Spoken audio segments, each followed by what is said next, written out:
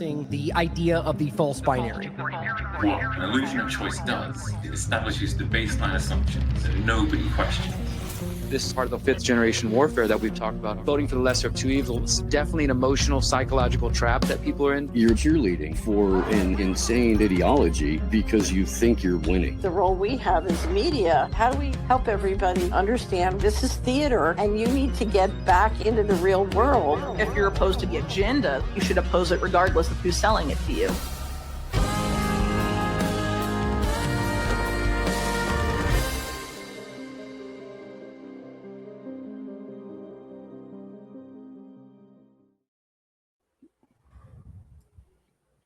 Okay. Hello, everybody. Merry Christmas. This is the 14th or maybe 15th IMA panel, and we're doing a live Q&A with questions sent in from our collective audiences. I'm not sure if anyone has a question that everybody wants to get off of their chest or a Merry Christmas they want to say before we get started. I just want to thank you, Kit, for setting this up. I love the idea of a Q&A. Okay.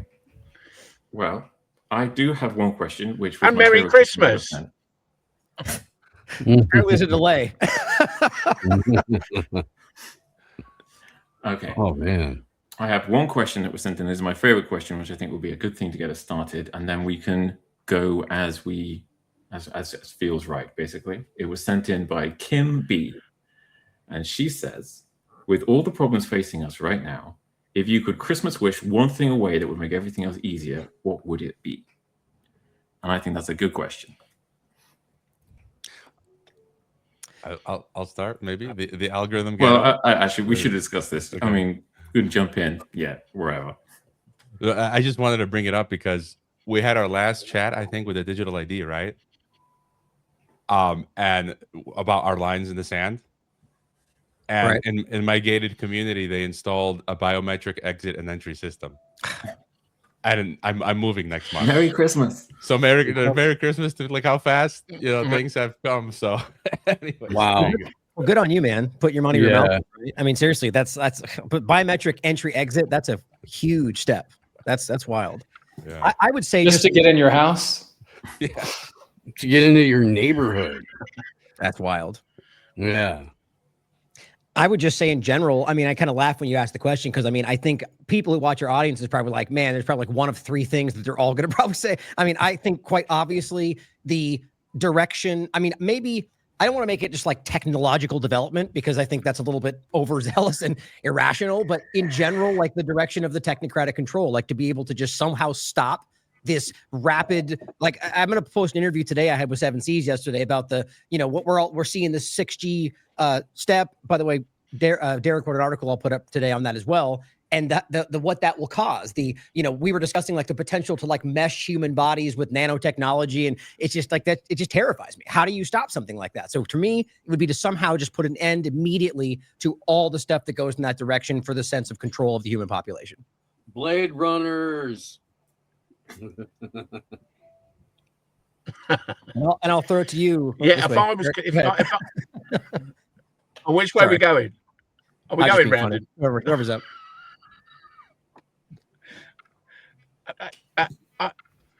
I would, if I had a magic wand and I could wish the world was a better place and it would happen, mine would be just to get for people to lose their belief in the legitimacy of political authority.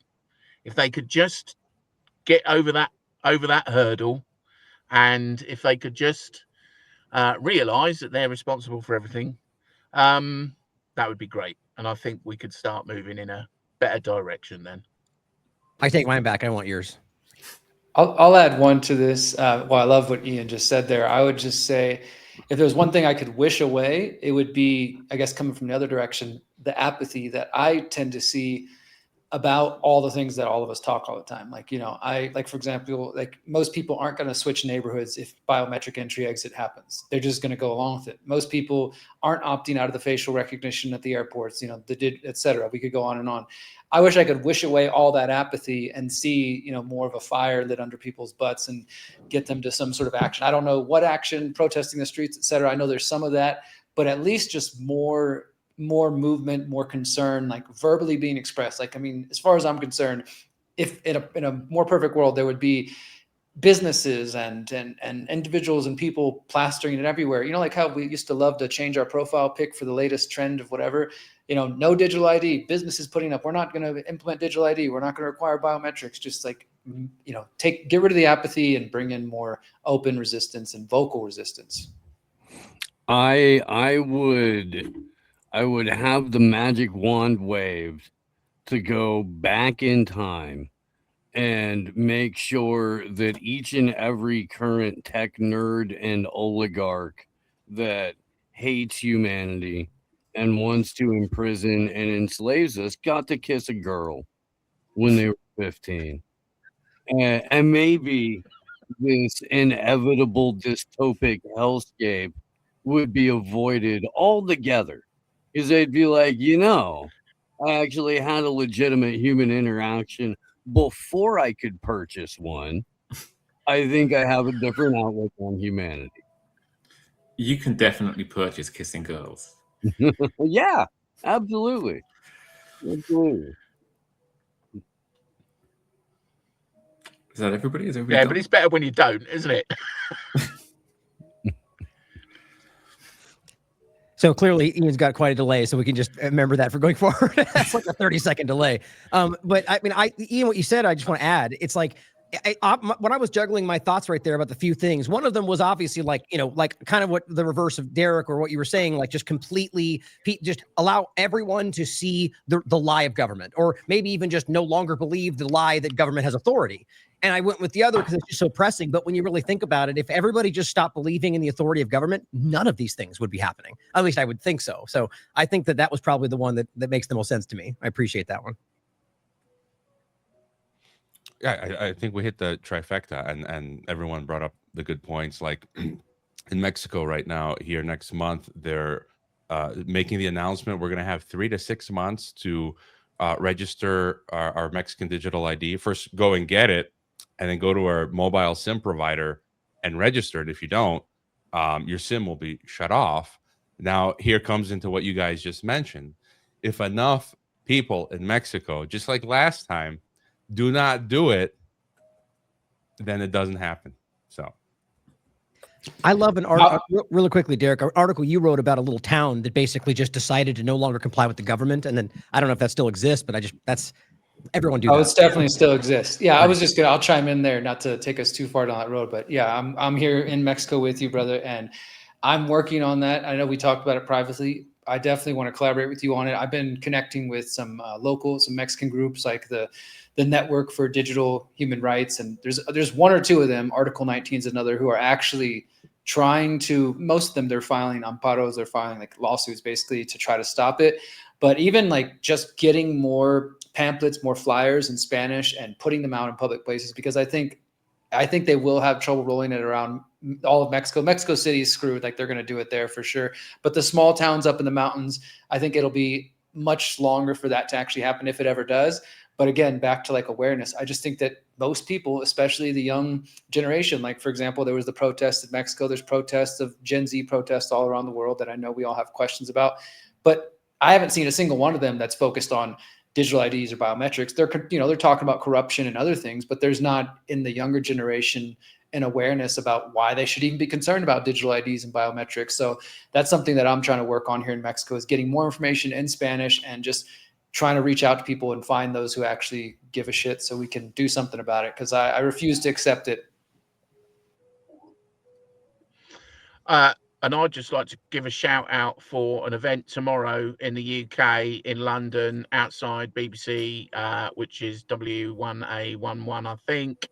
No, that's not right. But it's if you look at massnoncompliance.com, the details are on there. And it's a protest that I'm attending, and I don't normally attend protests, precisely because it is not a protest against the government.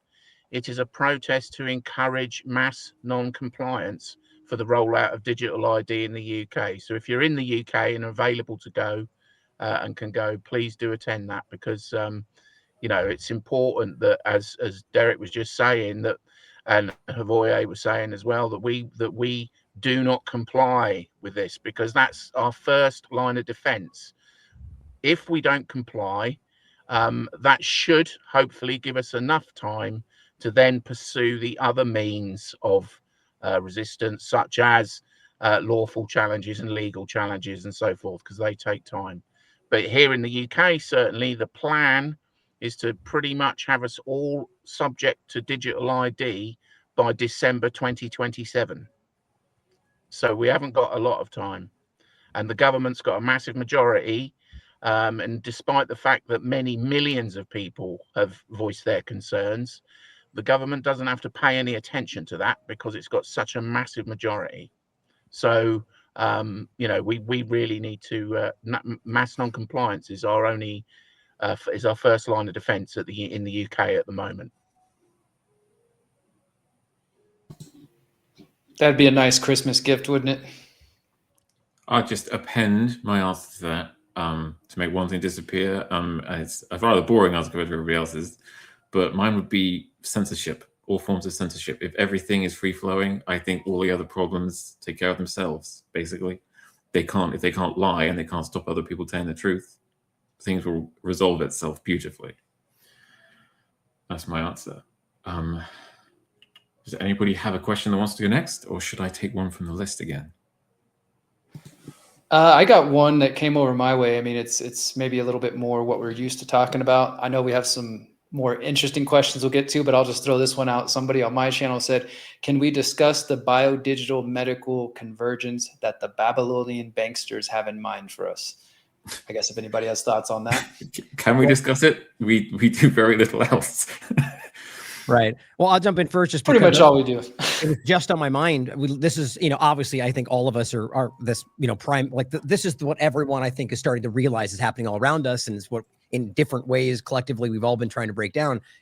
I was getting into the, the future of it with the nanotech and the meshing and all of that. And I just think that what they're truly planning is what we're all highlighting, which is the centralized control through the lack of, really, if you overlap it with the network cult state discussion, which I think is very much where they're trying to push us into this, like reimagining society. This is the Great Reset. It's ultimately about that kind of lack of ability to influence the outcome of what's happening, but to a level that I think it's like removing autonomy.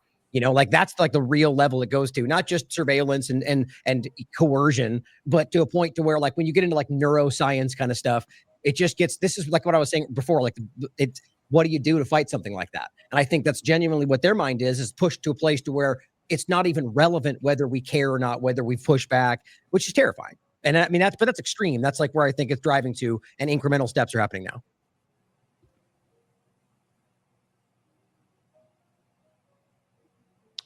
I'm seeing questions in the feed. We can maybe just pull some of those. Like, I like this one. How do we know Steve isn't a replicant? What do you mean by replicant? I saw that in the chat earlier. Later you're muted, Steve. That's Tease. Yeah. Tease is funning. And if the bit is from AM Wake Up, because I turned my camera off to give my girl a smooch before she takes off while I'm on the air, because I don't want to make the audience vomit. And it's out of respect, she doesn't want to be. And replicant is from Blade Runner, bioengineered humanoids. Ah, got it. Yeah. Well, let's get into some of the fun stuff. We can always come back to the stuff we always talk about. So let's get into some of the weird stuff. I'm gonna work up a little weird at a time. The next one isn't weird, but it's not. It's a nice question. Whatever happened to the promise of the internet and the democratization of politics, and do you think it's too late? It's never too late. It's getting late, but it's never too late. Mm-hmm. Well, so the question is, go ahead. No, and it was. No, well, it was never. Let's be clear. It was never designed to be a free and open internet. It was designed to be a control system. But it's been a double-edged sword for them, for no doubt, because human beings, if you give a human being a tool, they'll start using it for however they want to use it. So the possibility that the internet, the possibilities that the internet raises for us to have truly free and open communication is still definitely there. And it probably isn't going to be this iteration of the internet, is it, that's going to take us there, because this is the DARPA control system version. So we have to reinvent it. Whether we go, how far we're going to go with Web 3.0 technology, where that's going to take us, who knows? But it will be us that makes it what, I mean, so that their only option really is to shut it down. You know, we can use this technology for our own benefit. We just have to get on and do it. Iain, do you think that the cypherpunks were naive or fooled, or, you know, the people that, for those who aren't aware, like the movement that was in the 90s, even before modern internet, but definitely at the beginning, that was very optimistic, that believed that it was going to be democratized and it was going to revolutionize, and, you know, with the caveats that we all know, DARPA, et cetera. Do you think that they were naive, or what are your thoughts on that, the cypherpunks vision? I think they saw the potential, and you know, and I think that they were genuine and serious about you know, I mean, the same with Satoshi's white paper, isn't it? I mean, it maybe it was you know, a product that a lot of people think, obviously, that it was a product of the intelligence agencies, but and it's certainly, if there is a secret encrypted backdoor, then that would be the case. But I mean, nonetheless, the notion of how we could use decentralized distributed technology is a good one. It's not a bad idea. And, you know, so I think that the intention probably was honest and everything that it was claimed to be. But that is not how, obviously, as we know, that is not how the internet is being used by those who control technology. And I think that's the problem. The problem is technology is controlled by investment, and it doesn't. And you know, so one of our solutions probably is to properly, you know, diversify that investment, and to probably crowdfund more stuff, and do, you know, so people would have to put their hands in their pockets for things that are important to them.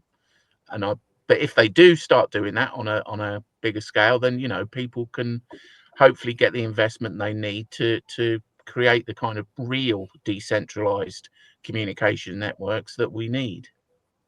Adding to that point, kind of the other way around.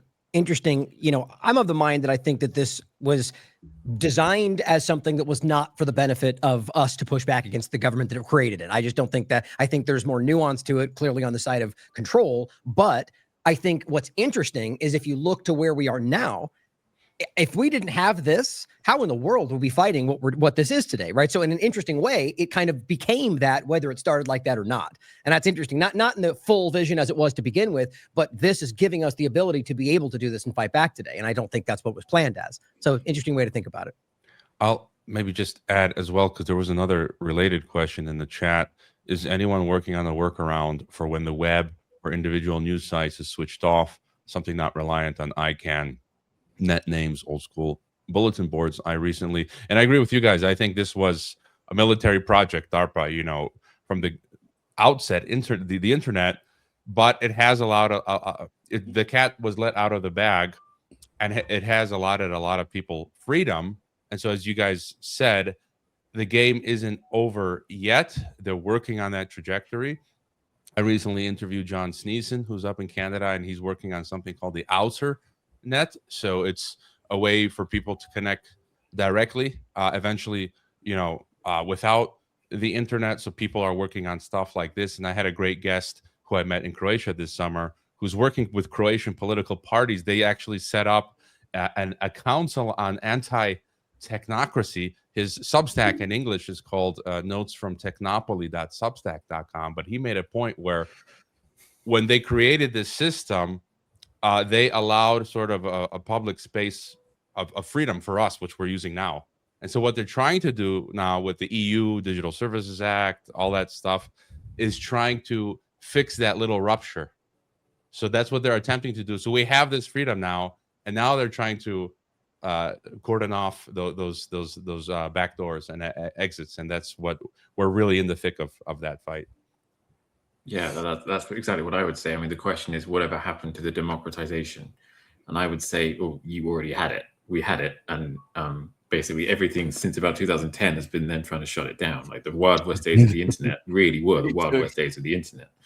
They took the democratization of the internet and they threw it on eBay. Right. I think we even had it a little past 2010, Kit. I would say because my experience with independent media, as far as the current independent media, really started I think I first started writing 2012, blogging and getting paid 2013. And then you had Free Thought Project, Anti-Media, you had Click, absolutely. You had Mind Unleashed. It wasn't Facebook. I wasn't saying things changed 2010, just that would be when they started to address the problem. That's when you started They seeing definitely started to mess "Oh, with us. Like we could see we would, I remember the team, we would go, I can't remember what website, but we would look at CNN's analytics and other websites, and we would look at our analytics behind the scenes on Facebook, and we're like, we're getting 100 million views per week. We're kicking CNN's ass. And then honestly, it was right around the time Trump comes on the scene and starts saying fake news, fake news, fake news. And then of course, by 2016, Russia, we're all labeled Russian disinformation, everybody from Corbett to all the different pages. And then the purges start happening, right? So I feel like the really end of that wild, wild west was definitely, 2010. And then just the first few years leading up to 2015, there was still some of that reach. And now everybody who I know, whether I know them personally or I see them online, who's getting 100 million or millions of views, is people who I would very much question whether or not they're legitimate or being paid or getting $7,000 checks or otherwise. While people like us who are doing great work are, we hit a peak from time to time, but it's still a struggle to get beyond that algorithm. I would just in conjunction with all of that, there was the adpocalypse. There was Gamergate in 2015. There were all of these different things that radically shifted the way that YouTube was moderated, the way that you could put out content. They were, even pre-COVID, they were yanking channels for questioning the election.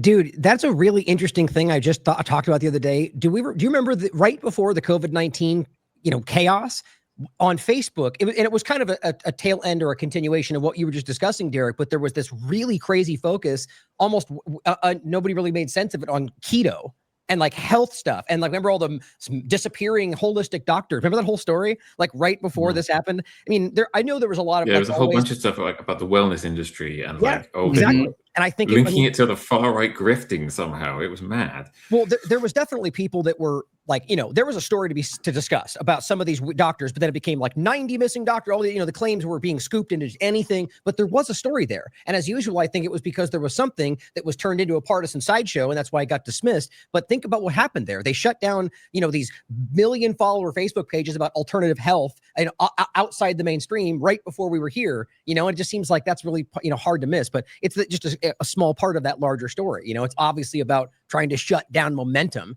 But what's interesting is by doing that, they kind of scattered it and almost made the problem worse, I guess. But it's hard to tell with all the crazy mainstream alternative media stuff, but interesting connection. If we're going to go to another question. I think one thing. Oh, sorry. No, go ahead, please. Just very quickly. I mean, I'm a total technophobe. I can't even use StreamYard, so I don't actually know what I'm talking about here. But I have seen, Pete, I was watching a fascinating discussion online the other day, and people were talking about doing things like using Raspberry Pis to set up Tor routers connected to these I think there's like satellite radios. So you would, they piggyback on any network, on any kind of phone network. So people are already constructing ways to access the internet totally without through any kind of the kind of connections that they want to force us to use. So I think if the more they squeeze people, the more of these kind of solutions, whether that will work or not, as I said, I've got no idea, but the idea is there. People are already working on it. So the more they squeeze billions of people, the more billions of people are going to come up with solutions. So it's not. I'll just mention definitely Portal not in that. over. I just mentioned Quarto in line of what Ian's talking about. I'm not paid by them or anything like that. I am trying to collaborate with them. I know them. They're going to be speaking at our event coming up. But Quartal, QORTAL.dev, if anybody's interested, they're one of the projects. There's other people. Somebody mentioned earlier that they're coming up with ideas like Decentranet, or people who are essentially trying to create the new internet, which does still baffle the mind to a lot of people, because it wouldn't be www. whatever, but it would still be using a browser, using some type of digital technology, but to access information that is existing out there, floating in this thing that we call the internet, but not controlled by ICANN, as you already mentioned earlier, and others. So it's still, there still are many ways. It's just, again, that idea of the original internet being democratized. We all got kind of corralled into like, oh yeah, World Wide Web, that's the internet, right? But really the internet as an idea is much more vast than that. And so it's just like with many things, those people like Quarto and others, if they don't get support in terms of users and financing, they tend to kind of come and go. So those of us who care about these things need to promote them, need to use them, need to support them how we can. Well, on Ian's point, which is a perfect segue into what the question I was going to propose that was one of the recent ones, and Derrick's addition, the question, which kind of overlaps with a lot of this, is do any of the panel members think we can deter the rollout of 6G, and how do we mitigate the horrendous effects physically and otherwise? Now, just the rollout of 6G is when all of what you just discussed, in my mind, is going to take place. You know, so that's the worry, is that that's all going to bring it together. Really quickly, though, to the decentralized internet, you know, Odyssey, at least I agree, it's been an incredible amount of time and nothing's, you know, really happening yet. I'm hoping it still comes to pass, but they're arguing that's what they're building, right? Some kind of a decentralized idea. Holochain, interestingly, which is a crypto project, is sort of deviated, but they were trying to do something like that too. It's got a lot, it's much more mainstream connected, and I'm not advocating for it, but it's an interesting, there are projects like that out there. So I agree that should be striving forward. But to the question, you know, again, reiterate, do any of the panel members think we can deter the rollout of 6G, and how do we mitigate the horrendous effects? I mean, you can push back on it in your community, but it's a little bit more invasive than the 5G was. Like, I live in a town in the North Bay area in California that disallowed 5G towers, which is pretty cool. What does that mean, disallowed? Like they won't let them be built within city limits. Awesome. Yeah. And I will say that is very rare. I would love to know more about that, Steve, to send me, because maybe there's a model or a template for other people. Because Ryan mentioned my article, which will be out after we wrap up here, and it's about 5G and 6G. Trump has been, this is one of the areas he doesn't get enough credit, and I mean credit in a bad way, from all the people who worship him, that he, you know, for everybody who's concerned about 5G, whether it's health-wise or surveillance or just smart cities, Trump has been the one who accelerated it during his first term. He was calling for 6G back in 2018, and he's continuing to promote this. I don't know if we can stop it, because unfortunately, besides maybe, like I said, the model with whatever happened in Steve's area, because the FCC, since 1996 in the US, when they passed the Telecom Act, they built it into that act, which was, you know, when we were still pre-smartphone era, they built it into that, saying that local bodies, you can't resist it based on health concerns, based on environmental concerns. The best you can do is say it's going to lower property values. It's going to, you know, be ugly. So then they'll turn it to look like a cactus or something like that for you. But literally it says in the law that you can't, and I've seen this. I've gone in Houston, where I'm originally from, gone to the Tower Commission, seen people say they're building a tower 10 feet from our church, 10 feet from our school. And if you even bring up health or anything like that, they just don't even, like, you know, sorry, disqualified. You can only argue with these very limited kind of range of arguments. And the article I'm writing about today is how now the FCC is, they introduced 15 new bills. They introduced a new rule where people have until the end of this month to comment. And if that goes through, that will basically remove any more local voice when it comes to the state level, to the local body. And so, you know, they're saying we're going to get rid of onerous regulation, which again, I'm not for government regulation in most areas, right, but this is definitely an area where they're using that free market argument to just shove 5G and 6G next down people's throats. So, I mean, I don't think it looks very good. But for anybody who cares and believes your voice matters on that, you have till December 31st in the United States to comment to the FCC if you want. I didn't even know about that. I mean, I knew they were doing that, you know, like it would surprise me the government's trying to, you know, not care about our health. But I was editing his article today, and it blew me away. Like, it's literally written that you're not allowed to consider, paraphrasing, the health and environmental concerns when passing the, rolling this stuff out. And in one part, Derrick also added was the point that essentially with the what do you call it, the shot clock, where essentially where if they don't respond as like the state level to a proposal, it automatically gets rolled out. I mean, it's just like that's so obvious what they're doing. They're clearly trying to just force in what they want, no matter what we think. That's what I mean. That's everything Trump's administration is doing right now, like to an extreme degree, just saying one thing, doing the opposite. And again, that's why I think most people are starting to see through it. But I agree with Derrick. Sadly, I think it's going to happen whether we want it or not. But it doesn't mean we should not be fighting. The time to push back to stop it would have been 20 years ago, 10 years ago, that Senator Blumenthal clip where he goes like, so we're basically flying blind then, no studies. Everyone's like, okay, now we knew about it, but we should be fighting this tooth and nail because we can stop how it's used and roll it back if we continue to fight in the right direction, in my opinion. Jason Basler, who was supposed to be here this morning and then got called away last minute, has a great tweet out right now. I'm just going to read it off real quick. He said, just to piggyback off of Ryan's point about the Trump administration here, he says, in just 1 week, Trump has signed $1 trillion defense bill, pushed 6G for 3D surveillance, hijacked a Venezuelan oil tanker, exempted AI firms from state laws, sent $650 million to Israel and another $800 million to Ukraine, given BlackRock Ukraine rebuild contracts, and it implemented the biometrics and 5-year social media check at the border. So this all, of course, goes to establish the America First agenda, right? That's what we're doing. That's what that means. I'm not sure. Words don't mean what they used to in 2025. The AI regulation thing's unconstitutional. Period. Go ahead, please. The 5-year social media thing is hilarious because I'm in Britain and we have now laws, ridiculous laws about social media, and all the people that were saying this is fine, this is fine at all, are railing against Trump's 5-year social, as if it's not just basically exactly the same thing. This is fine. That meme with the burning house down. That's exactly what comes to mind. Wild. Yeah, I mean we've got a situation in the UK at the moment where what we can say online is not controlled by primary legislation. It's not even controlled by secondary legislation.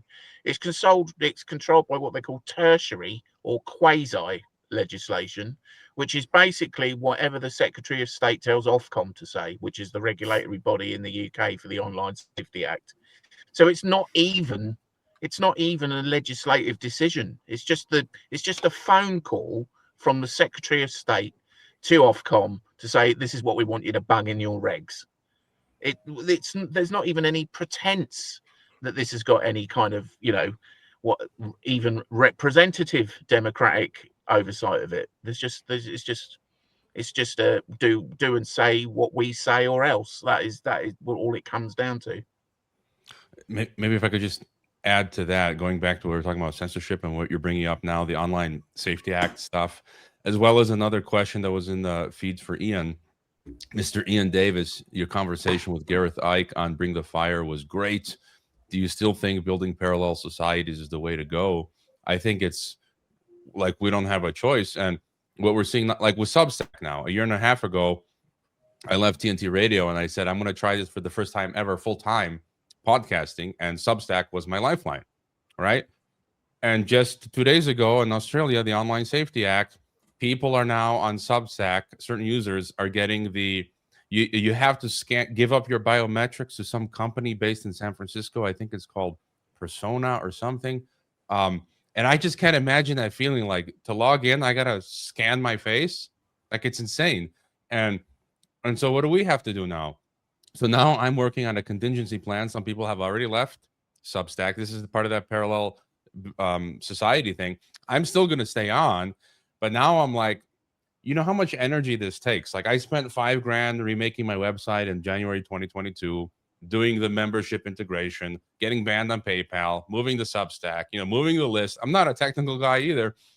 Now it's like, okay, I'm going to keep Substack, but I'm going to also make a membership thing on the website because sooner or later, we might be screwed. So we got to keep adapting and building these parallel systems. And it's a cat and mouse game.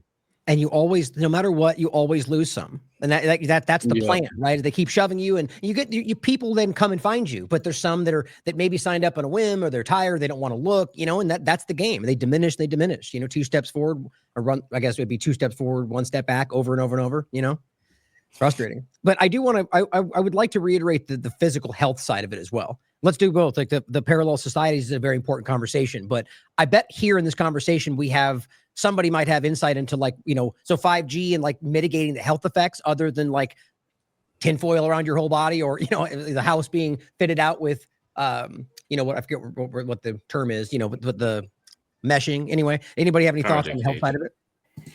I mean, I try to just wire up as much as possible. Like right now I'm talking to you guys on my laptop, but I'm wired in right now. I'm not on, Me too. I have the router, but everything is running through the old school phone lines, plugged into an adapter in here.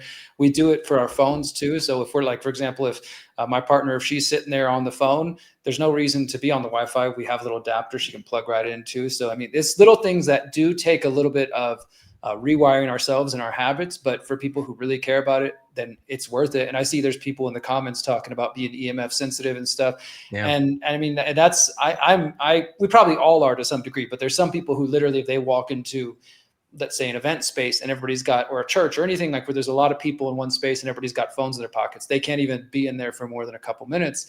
I definitely empathize and sympathize with those people, because it's how do you exist in the world around you? Because for 5G and 6G to exist, the U.S. government has said it itself, and it applies everywhere else, that they have to install these towers literally every 100 to 200 feet in order for this network to operate the way they want, to have this beautiful future with robots and driverless cars and all this stuff. So if you're extra sensitive to that, you can do what you want in your house, but the idea of even going outside is really difficult. Yeah.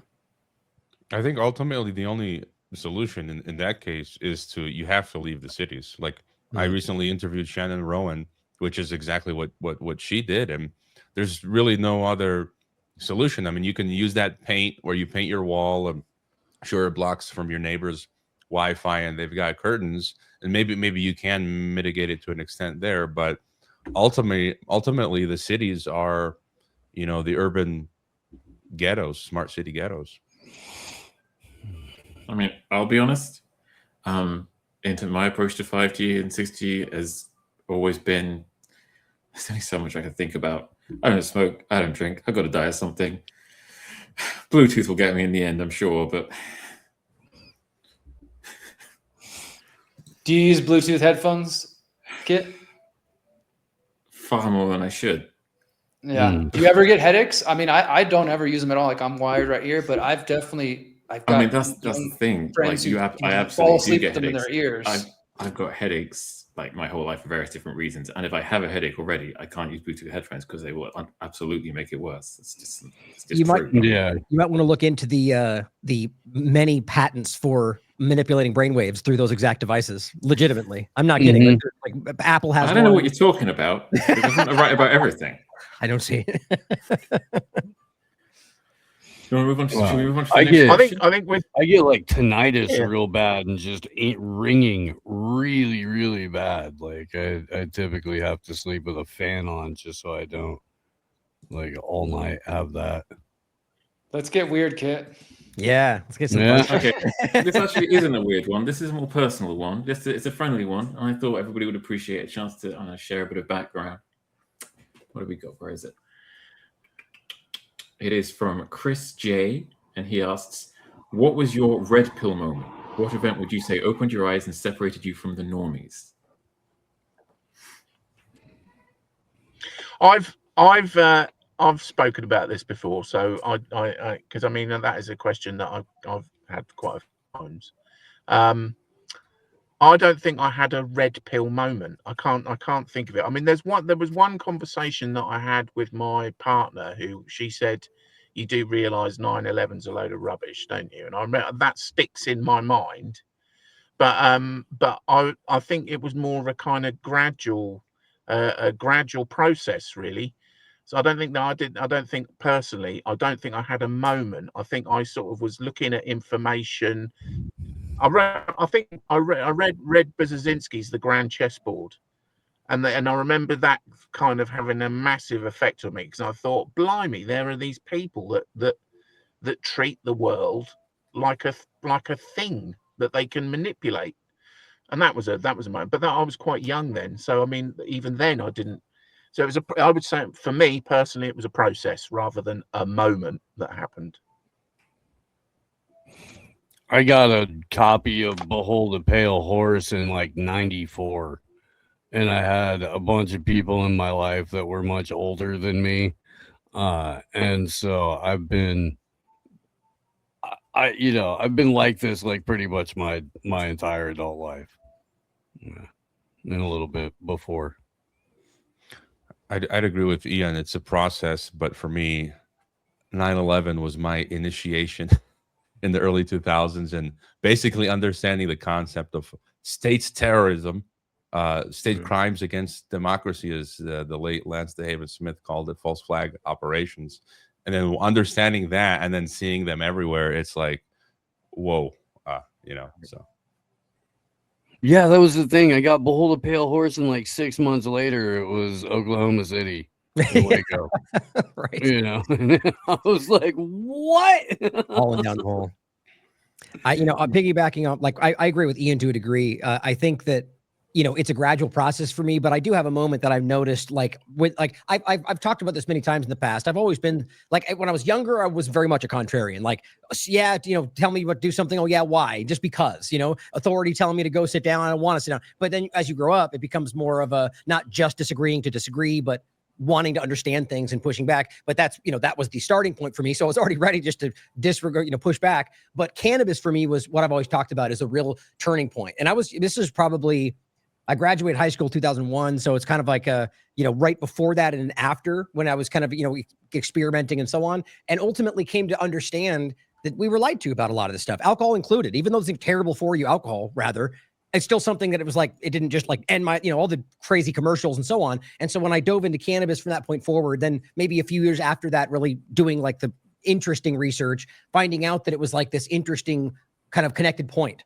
Like I've talked about many times, my website started about cannabis law reform and the lies about the medical side and everything. And then it expanded to like, wow, look at the foreign policy overlaps. Look at and then it became what it is today. And so, but I think cannabis really, when you really realize how, like, the simple point, like them telling you it's a Schedule I drug, but then finding out they're giving it for medical purposes to people, like on open medical, experimentation. And, how can that make sense? And so I opened that door, and then just same thing, realized just every possible thing. But 9/11, I think, as well, for most people, that really did change a lot for me from that point forward. But the cannabis was the starting point. I also had hip hop and punk rock telling me not to trust the government, and that they were flooding the streets with drugs and stuff like that. And, I'm serious. Like, that was very, very, very informative. And then you would go to shows and you'd meet people from like Food Not Bombs, and they'd have a whole bunch of, literature and stuff like that. And I mean, it really was an education, at least late 80s, early 90s for sure. Yeah, I'll definitely say music played a major role. Like Iain, I do think it's been a process. Like, looking back, so I just turned 41 last week, and I can see that there was the rebellious me who, like Ryan said, just didn't trust it or listen to authority. I didn't like just being told what to do. And that goes back to being a curious mind. And I remember asking my mom or, my parents questions, and they'd say, that's just how things are. That's just the way it is. And I was never like, what the heck do you mean that's just the way things are? So that would always be dissatisfactory for me. And then being a rebellious teenager, listening to punk bands, listening to metal bands. I used to listen to Fear Factory. They had a song called Freedom or Fire. That's all about just like, like it sounds like it was about self-immolation and about the Buddhist monks, but a lot of the language there was just like, don't trust the government. And I used to listen to this band called Dying Fetus, this death metal band. And I remember being in high school, and one of their lyrics is, the media is a tool designed to drug us into slaves. And just how those things, like, even though I didn't think about it too much, I was like, oh, okay, that sounds cool. Later on, looking back, I'm like, oh my God, these were all kind of planting the seeds that I needed. And then for me, it was getting locked up at 20. That was a big kind of shift of life. Like, all right, I need to reevaluate everything.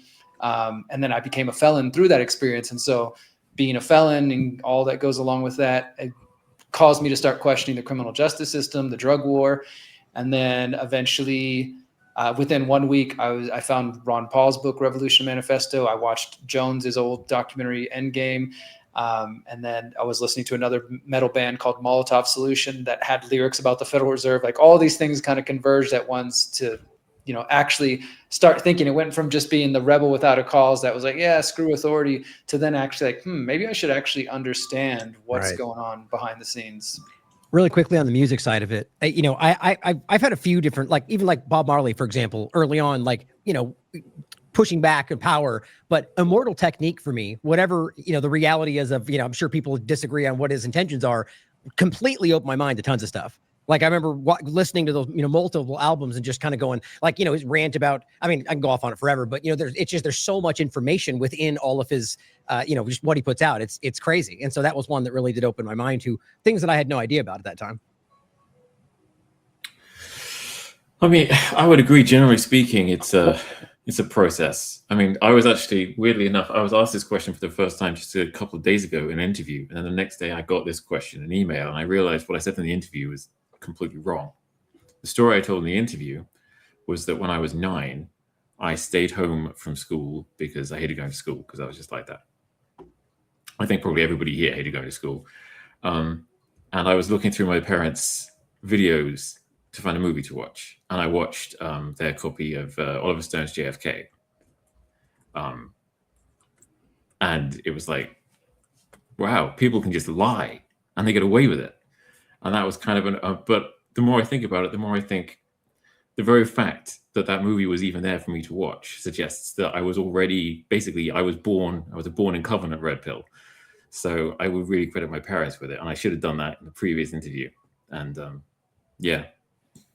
Someone mentioned George Carlin. I just want to credit, you know, throw some credit to Carlin for him. Oh yeah. George Carlin, Bill Hicks, Norm, Patrice O'Neill. All these guys did a lot to shape my worldview politically, much more than any like pundit or any particular like political journalist. Carlin especially. I mean, like it really pisses me off, because you will see people now saying, "Oh, Carlin, if he was alive now, he'd be so woke." Carlin was not. He was not a Democrat. You know what, okay, he just wasn't. I never heard somebody say that. That's crazy to me. I'll tell you what, man, what I saw happen to comedy during COVID made me say out loud more than twice. You know, I never thought I'd say this, but I'm glad George Carlin isn't here right now, because I don't know which way he would have. Yeah, really. I feel like with you, I mean, it's a fair point. Who's to say what when you grow older, even more older, you know, but his whole thing was sort of like, you know, like he was like the early calling out the partisan, like not necessarily partisan, but just exactly, you know, and so I called out the political correctness for sure. Like, he would have picked it up, I think, you know, super grumpy and super old, like at the end, like there. Okay, yes, but I've noticed a particular trend with comics, and particularly comics of a certain age, where now that it's Trump that's the bad guy, there's this default to all of the anger that they had against Ronald Reagan, and only the right are the bad guys now, and they're just incapable of thinking critically and getting past that particular paradigm. And I'm not saying 100%, and my show is dedicated to St. Carlin, St. George. He is a patron saint of the show, you know, like I vividly remember the first time I heard Class Clown, and you know, like it's a formative memory. But I don't know. Well, I share your concern though, Steve. I'll just say real quick, just that whole adage about like never live to meet your heroes, something along those lines. Because I worry about that too. There's a lot of people I've been inspired by who are all deceased, and I'm like, dang it, would they have sold out if they were still alive? Who knows, right? And also, it is a fact that for better or worse, Carlin was more of a leftist. I mean, his politics definitely leaned left, and if he stayed around, maybe that would have played into some of the things you're talking about, Steve. But I will say, you can find this one We Are Change. I don't remember which city it was, but it's on YouTube probably. If you just look up We Are Change and George Carlin. And it was definitely like at the last year of his life, I'm pretty sure. And they went up to him and just, it was at like a book signing or something. They said, hey, Mr. Carlin, what do you think about 9/11? He's just like casually like, what do I think about 9/11? Well, the same people who lied about JFK are lying about 9/11 and the truth's never going to come out. Both parties cover up. So I do think he definitely understood, even if his politics were left, that both sides of the political equation were corrupted and controlled. I'll add one point though to almost sort of adapt my stance on this, because Steve, you made an excellent point, and I would argue exactly what you highlighted is actually like a tailored, targeted social engineering campaign for people exactly like that, right? Like it's designed to get that kind of person, you know, whatever they're vulnerable to, you know, later on. Same with the COVID-19 thing. Like we saw people, we all did, saw people who were like a complete different person when it became like, oh, I might die because this thing's here. All of a sudden, their entire principle went out the window. You know, I think it was designed in many ways like that. So, but I think I would still stand with Derrick on. I'd like to believe, we'll sleep with that, that he would stay true to what he was saying right there. But you know, so psychological operations are pretty powerful. I'll add lastly what T said, and now the comedy scene is the new Laurel Canyon. Just even. I'd even say the podcast scene. And I just want to add along these lines, Alex Jones, and we were talking privately in the chat, Jazz Coleman of Killing Joke. And I showed you guys I sent you guys the clip. Some of you hadn't even seen it, where Alex Jones, I mean, I'm still trying to understand the psychology of how you do such a 180, where Alex Jones was doing a show with Patrick Byrne last week. A subscriber sent it to me and I cut the clip where he's like, yeah, we should regime change Venezuela. They literally say to make it into a digital governance state with blockchain and biometric ID accounts. And I'm like, wait, you taught me to fight the globalists, and now you're promoting globalism. And then Jazz Coleman, I did a little write-up on this a few weeks ago. I saw Killing Joke perform in Chicago, I think in 2003 for their self-titled album, where they had anti-New World Order songs.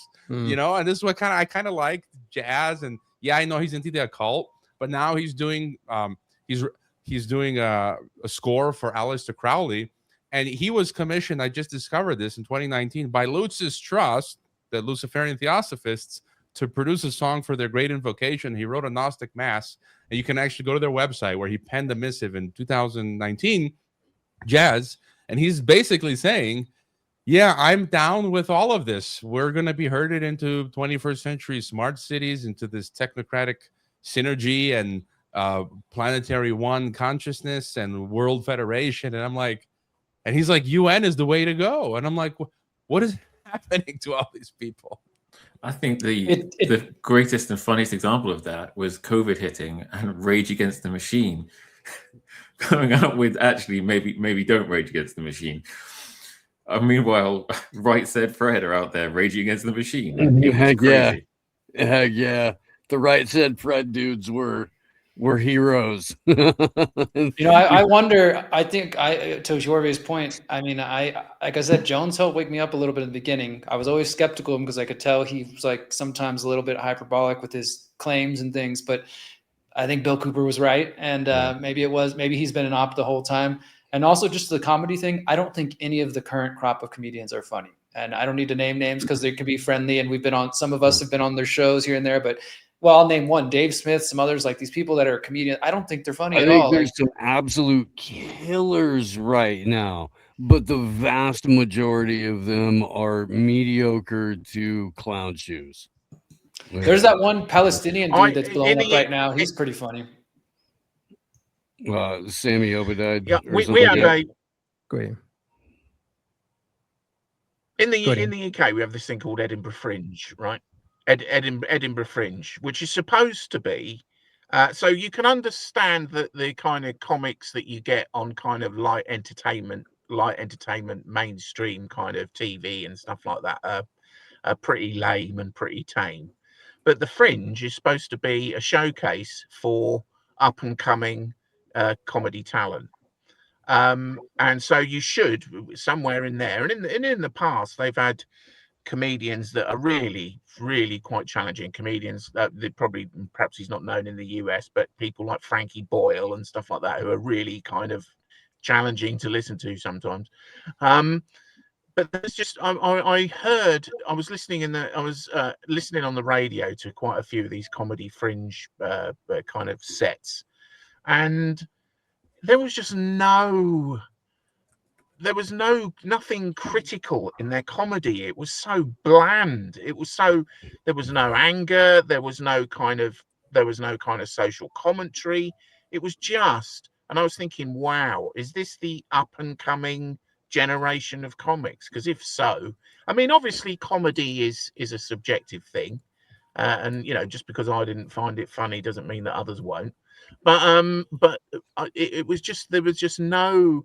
I mean, you expect a comic, don't you? When you think about Carlin when he was in full flow, to really kind of make you think about the commentary that they're making, that it has real kind of social resonance, and it really punches you in the face and makes you laugh.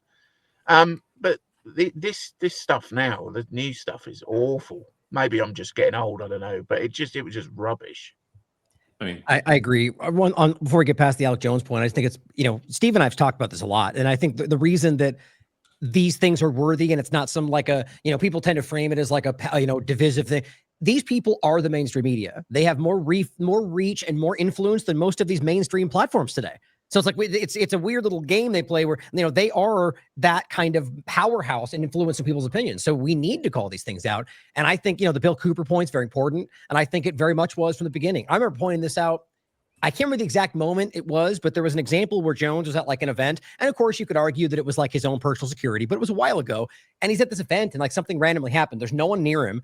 And somebody does something to him. And like these people come out of nowhere, like these agents, and like protect him and get him out of the way. And I'm like, and that just stuck with me going like, what was that about? And so overall, and that's just a personal insight, who knows if that means anything. I believe that he very much has been playing a role the entire time. And it could be a level of, kind of just willful ignorance to not want to see where things are coming from. But we can't look at where we are now and what he was doing before and not acknowledge that this is a very clear pulling of the punch, right? You're not calling out globalism. You're not calling out technocracy. You're leaning into these things. I mean, when the New World, the North American Union got literally proposed as the TechNate map, and they were like, rah, Trump, and didn't even call it out. It's just like that stands out more than anything to me. So, and it's not just him. There's plenty of them, and I just appreciate that point. I'm going to talk about his Hrvoje's tweet about him later, because I can't believe he came right out and said that they want technocratic regime change in Venezuela. Blows my mind. I've never been much for they replaced him with a bot, or they replaced him with a clone, or they replaced him with a lookalike thing. But if you told me that they had for Alex Jones, if you could prove it, I would be like, yeah, actually, that makes sense. And maybe I'll just add, I mean, to Derrick's point, I think you responded in the chat saying that at the end of the day, China and the US, NATO serve the same people and are all working towards technocracy. And I'm just going off of open source, what's already out there. I was on TNT Radio, and I think I was the first to interview Carl Jha, this Chinese guy, on TNT Radio. Then he got his own show on TNT Radio. Now he's got his own show on UK Column. And someone sent me a tweet he did a few weeks ago where he was actively, openly promoting 15-minute cities. Oh, yeah. And I'm like, what the? I literally live in a 15-minute city, and they've installed biometric exit and entry to my house. I'm like, how is this a cool thing? This is not a cool thing. And so, yeah. And was it Steve who said that, Laurel Canyon 2.0, a lot of the alt media space is effectively, I had a long chat with John Klizek, and, when you see Laurel Canyon 1.0, it's the military occult intelligence networks that created the whole sex, drugs, and rock and roll. It seems like they've moved into, you saw rock and roll sort of died, right, in the 2000s, just as the internet was getting online and social media. And it's like the alt media podcast space has become the new grounds for Laurel Canyon, 2.0. Right. And me and not to just real quick, me and Wheezy, shout out to Wheezy from the What Is Truth podcast, did a show almost 2 years ago that we titled Laurel Canyon 2.0, and we went heavy into the whole Rogan sphere and a lot of the Matthew North stuff, and then we did some like sort of deep dive analysis on a bunch of the other people in that, what the intellectual dark web kind of thing. Yeah. To your point though about the larger, it's clear that they have fallen for that trap. These people who were fighting the Great Reset and everything else are in many ways supporting it because Trump tells them something else. But this is the important overlap that, or they get paid. Oh, exactly. But that's always been there. It's more than ever today. But the network state point, you know, the freedom city, the 15-minute city, the smart city, the charter city, this is exactly the same conversation. And this is proven at this point. The same funding from Phenomenal's Capital going through I mean, they're the ones funding the push of freedom cities. Even Roger Stone, even just, or actually in January, discussing the whole Honduras Prospera overlap with his pardoning of Hernandez, who's the guy who literally put Prospera, which is one of these hellscape technocratic cities. You know, literally I just lost my train there. Roger Stone said in January that we need to save Prospera or rather save Honduras and Hernandez to save the freedom city in there. And he literally called it that. The point is that when they were proposing this is what they're talking about. Peter Thiel petitioned Donald Trump to have Greenland be one of these freedom cities. And that's what really drove the idea for Trump reaching out for Greenland. You know, this is what we're talking about. And so for people that want to praise this, who were moments ago telling you, or even, by the way, still, that's weird that he said 15 and, you know, it seems to be contradictory, but there's plenty of them that go freedom, or rather 15-minute cities, smart cities. That's the left thing. Great reset. We fight that. But freedom city, Trump, rah, rah, rah. And they're just not aware or don't care that it's the exact same agenda. I just think that's really important. Yeah, the great irony of Mark Anderson, who wrote, he published the Techno Optimist Manifesto from Anderson Horowitz, is probably the biggest kind of tech investment venture capitalist firm in the world. He wrote this thing, the Techno Optimist Manifesto, in which he said, we are accelerationists. And when he meant we, he meant himself and the gaggle of Silicon Valley oligarchs that have funded and put Trump in the White House. And he was openly talking about saying that the things that we oppose, he listed a load of ideas that they supposedly oppose. So they supposedly oppose global overreach. They supposedly oppose the WEF. They supposedly oppose, you know, sustainable development. They're against all these kind of ideas. And then he, you know, I mean, he disingenuously said that the reason that they oppose them, that all these ideas were communist. They're not. They're stakeholder capitalist ideas, but nonetheless, that's what he said, and that's the message that had been, I think, kind of part of the message that had been packaged up and sold to the American electorate prior to the last election. But the thing is, when you look, as you were quite rightly saying, if you look at what like, for example, Thiel is doing in Pronomos, well, there was an interview the other guy with, I've forgotten the guy's name, but one of the guy that is leading on the development of Prospera. And he initially said that Thiel, I can't remember the guy, but he initially said that Thiel hadn't put a lot of money into it. Well, Prospera is most certainly in Pronomos. They've only got a few things in their portfolio, and Prospera is one of the things that they've got in their portfolio.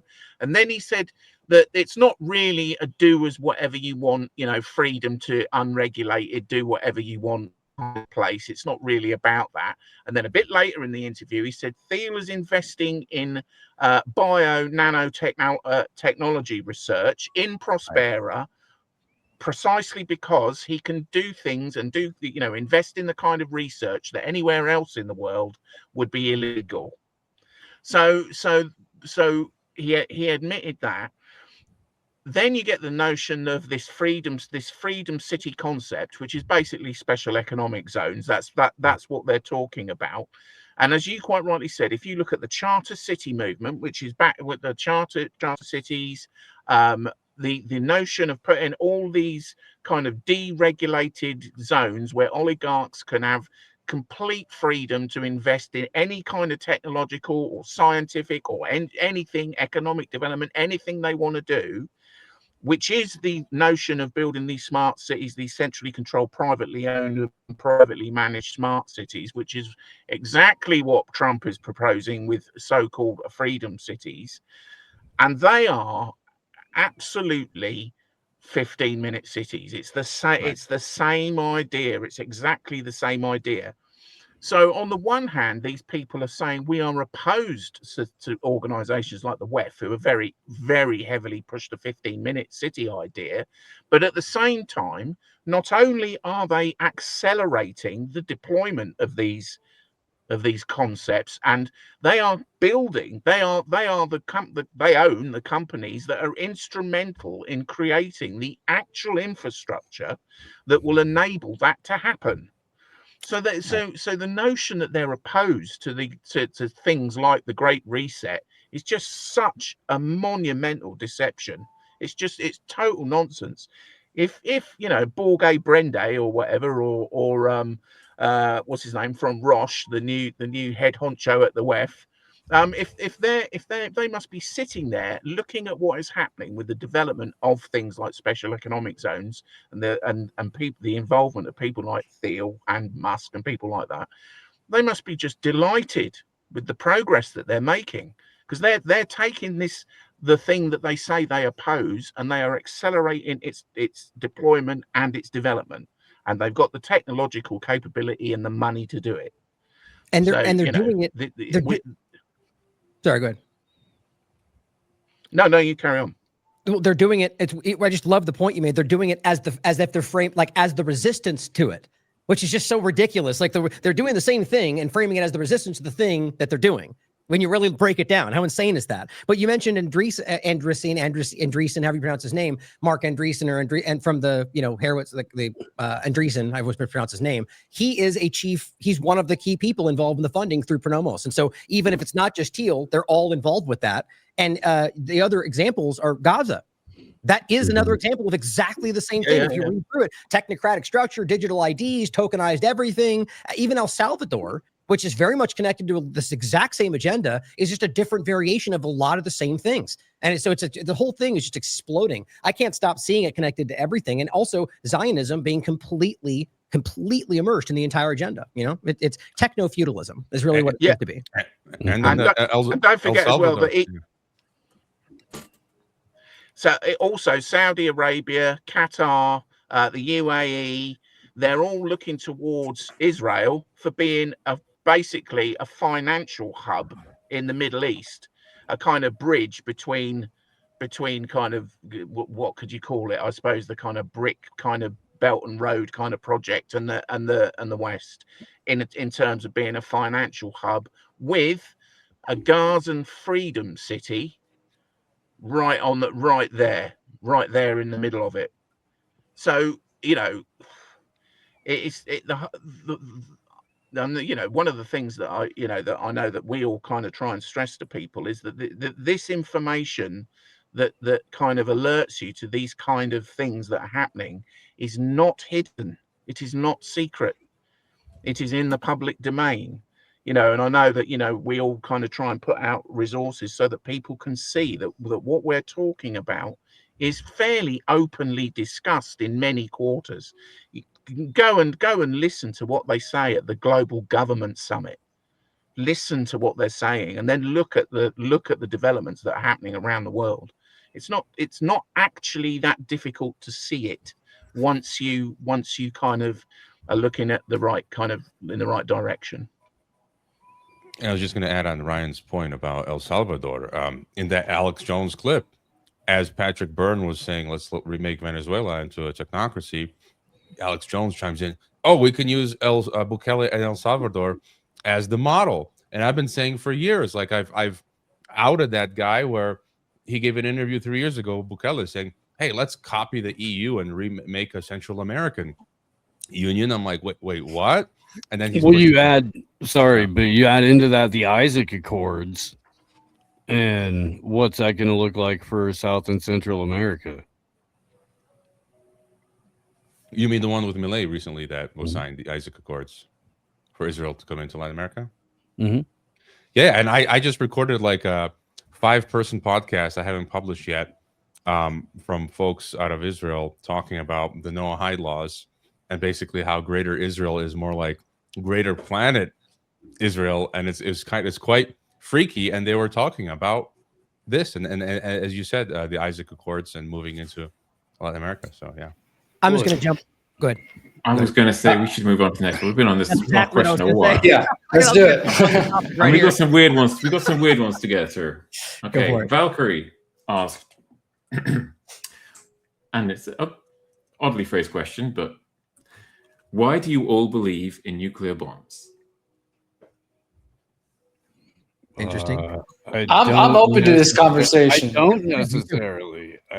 So look, I'll say why I would tend to believe it because of, and it's not anything like strong, but obviously there are still people living who lived through those things allegedly, right? And I know I've looked into it a little bit, that whole field of research. For those who don't know what this question is about, there are people who believe that nuclear bombs don't exist, that the U.S. didn't drop nukes at the end of World War II, that there was some weapons used, but it wasn't nukes, and that all the pictures we see of people running naked with skin falling off was due to other kind of reasons, right? That's the general gist of it. I haven't done a deep dive down it, but I would just say, yeah, it's just, I guess, one of those stones that you have to turn over to really look into. But I think everybody here probably is open to it, right? Yeah, Maybe, well, I maybe mean, not. I think what's interesting about this, and Steve and I've talked about this, because there, just like any number of the things we were talking before that we might get into, there's data points to all of these that are, compelling. But for me, what's interesting, a few things when you look at the nuclear technology, really, because it does come down to not just nuclear bombs, it's nuclear technology or weapons technology, because it's about the actual like plutonium and whether that's actually dangerous and whether that can be weaponized. And like, there's that famous guy who puts it in his mouth and whatever that old video is and says, I'm not harmed by it, and so there's pretty compelling things that make it seem like there's experts, for example, like that guy and others who are claiming that. And as you pointed out, they're like Chernobyl, for example, is clearly there's places where nature's coming back way before they claimed it would. They could just be wrong, I guess. But what's interesting is if you claim it's all of nuclear weapons technology, like it seems to make it almost impossible. There's proof, I would argue, evidence that there's nuclear technology that does work and exist. But again, how I've never been there. I can't prove it's based on what other experts say. But if that's the case, then it seems as if if we claim nuclear weapons don't exist, that would undermine that doesn't exist either. But I'm going to be clear. This is not something that I've gone super deep on. I've looked into it, but it's to be, kind of the asterisk. I've never gone super deep on this. Plenty more to get into to go on. Maybe I should, but that's where I feel is that there's something to it. Maybe it's just that we don't understand it fully. It's not as powerful as they claim, but there does seem to be some level of technology. Maybe it's at the weapons part of it, or the bombs weren't ever actually made. That would make sense to me, but I'll leave it up in the air from there.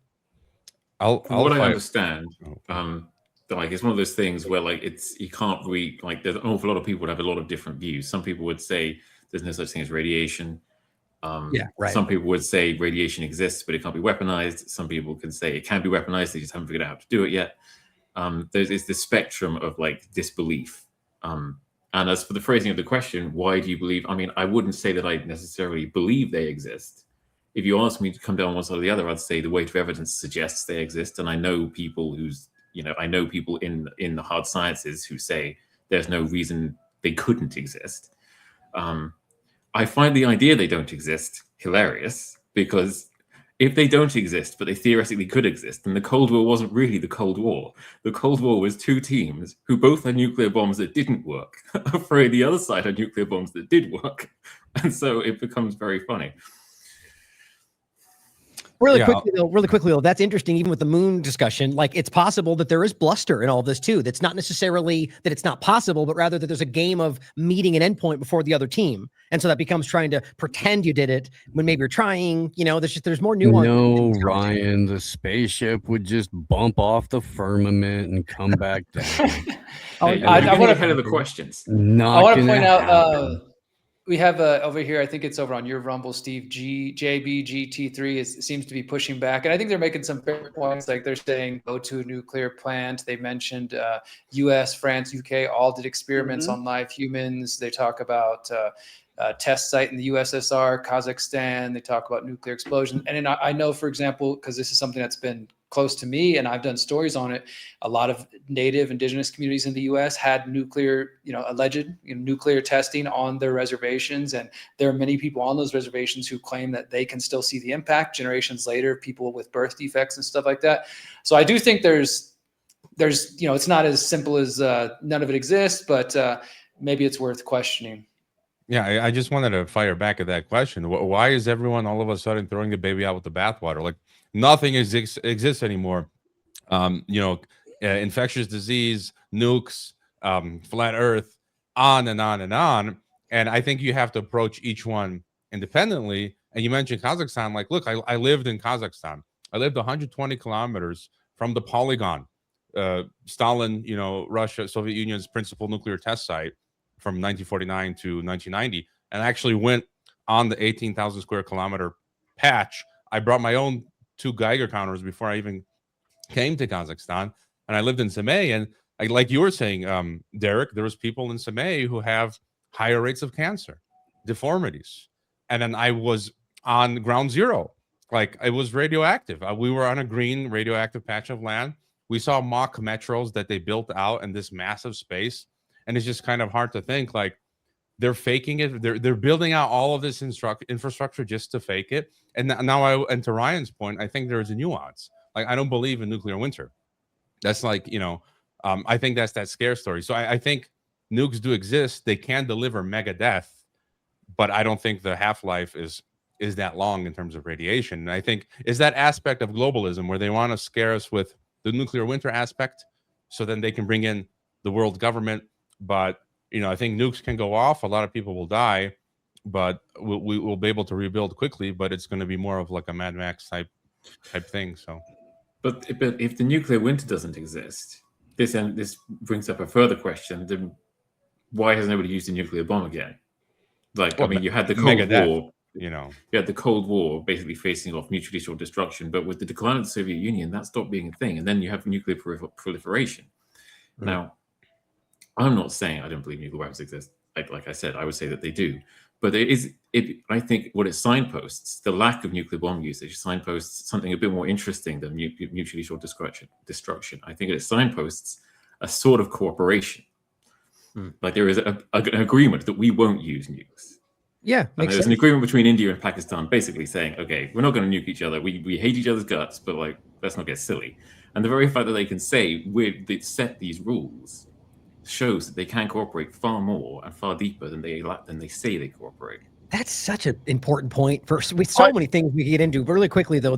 So what's interesting, though, is that the idea is that, I mean, the only reason that these things make sense, like the lunatic, gassing children, because people argue and they dehumanize and say they're a lunatic, crazy, madman terrorist, right? These are governments, and I think all governments are pretty sociopathic and crazy, but they still care about their interests. And so your point is they can recognize, well, why would we both want to drive to this when we're going to kill everybody in all our interests? So they can make an agreement to say, we won't go that far. Doesn't mean somebody else might drive it. That's where I tend to think you get the other outside forces that cause these things to go further. But it's interesting to point out that alone could be a reason why that hasn't happened. But I'll add to if you use the kind of munitions they have today, like the biggest thing they possibly have short of a nuclear weapon, I don't think anybody would know how to be able to tell the difference. Like, from our perspective, right? You have this massive explosion. We've never seen that before. We would go, that must be, a mushroom cloud. It's the same kind of thing. So I'd argue that we wouldn't even be able to tell. And so, I'm still I'm with you, Kit. I think that the logic seems to suggest that is likely and possible, but there's plenty of evidence to suggest there's doubts,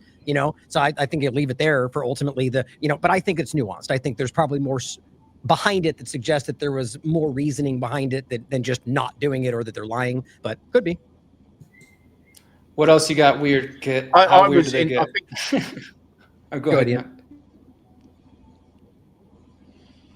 No, I was just saying that I think it was you, Kit, that brought up the notion of war being performative. I think it was you that wrote that. I was reading something, but I mean something that strikes me about the situation with Ukraine. You've got Russian territory being bombed using NATO-supplied weaponry by a NATO-aligned proxy. Now, that seems to me like that would be justification, and God forbid that this ever happened, and I'm certainly not suggesting that it would be valid if it did, but given the kind of diplomatic structures that are in place, why would that not be considered to be legitimate cause for war for Russia? Well, now it would have been. It would be. So why is that not come up? So it's almost as if, as we were kind of as we were all alluding to, and as you were talking about there, Ryan, the war, even war is not is nowhere near to being close to what we think it is, what we are told it is. Because if war was just about defending your nation against aggression, then Russia would be at war with NATO now, I suggest. Yeah, but yeah, I mean, go ahead. If you took that exact scenario back to the 1980 and described it to anybody with any kind of like awareness of geopolitics, that this just happened, what happens next? They would have said nuclear war. Nuclear war happens next, no question. The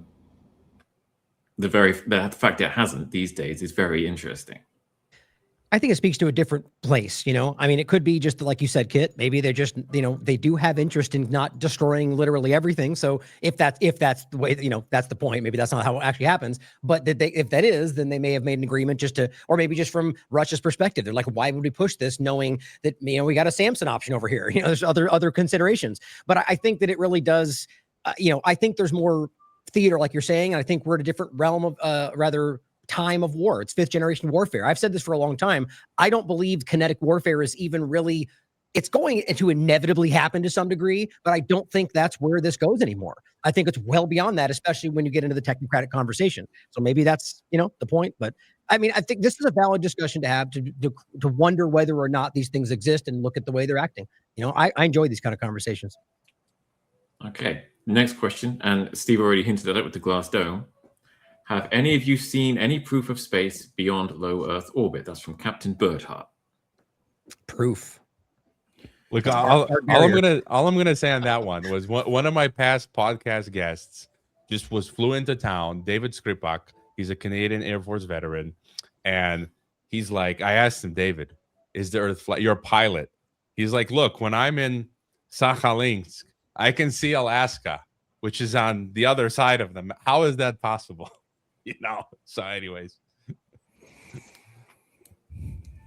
I mean, it's interesting. You could always jump in and say, well, maybe he's lying. So there's always a doubt, right? But it's just interesting that clearly there are, like I said before, the very flat Earth conversation. There's so many. It's the same thing. There's so many variations and elements in the biblical side of it, and it's just all over the place. But there's valid points to be made about this that are compelling. And we can get into it if we really want to. Like, there are very real points that go, well, that's crazy.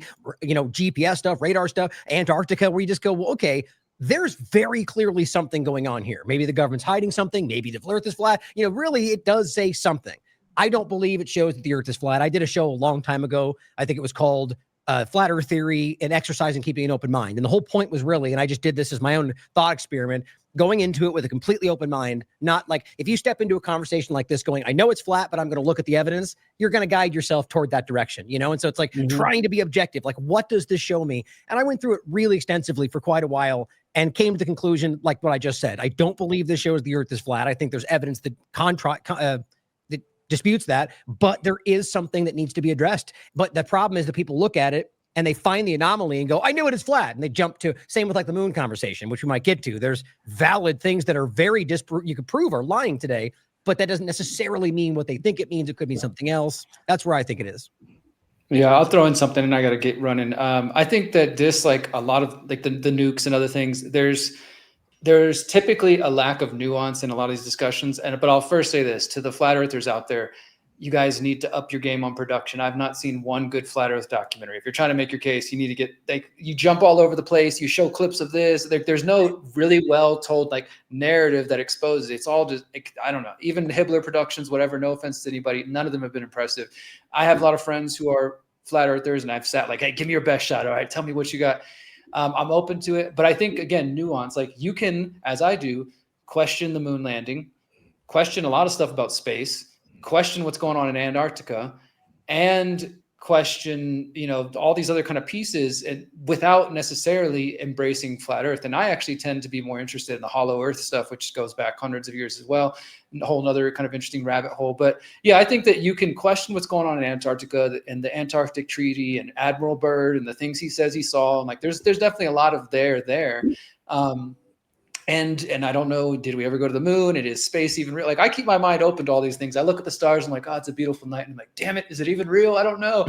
Like I'm open to it, but I don't think you have to embrace flat Earth to ask those questions. I used to not believe in space at all and was a hardcore flat earther until I saw Katy Perry floating up there and Jeff Bezos's dick rocket singing Louis Armstrong, and I was like, I'm sold. I'm on board. It's exactly like they tell us it is. Yeah.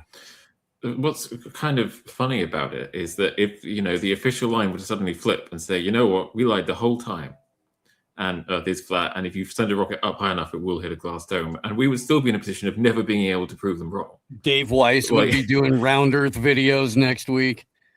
That is such an important point, though. Like, that's the problem with these kind of conversations. I say this about space in general. It's like, how the world, it's like probably the Wild West up there. There's probably entire civil, like battles taking place. We have no way to truly, kind of half being facetious, but how could we possibly know? So that's a good point. That kind of leaves you with the conversation where even what we decide, there's no way you could really know for sure. That's why I kind of made a joke about proof. It's like people conflate proof and evidence. Clearly there's evidence, but proof, I don't think we have it for any of these conversations.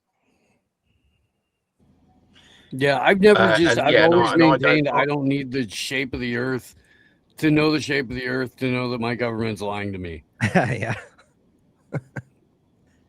Go ahead, Ian.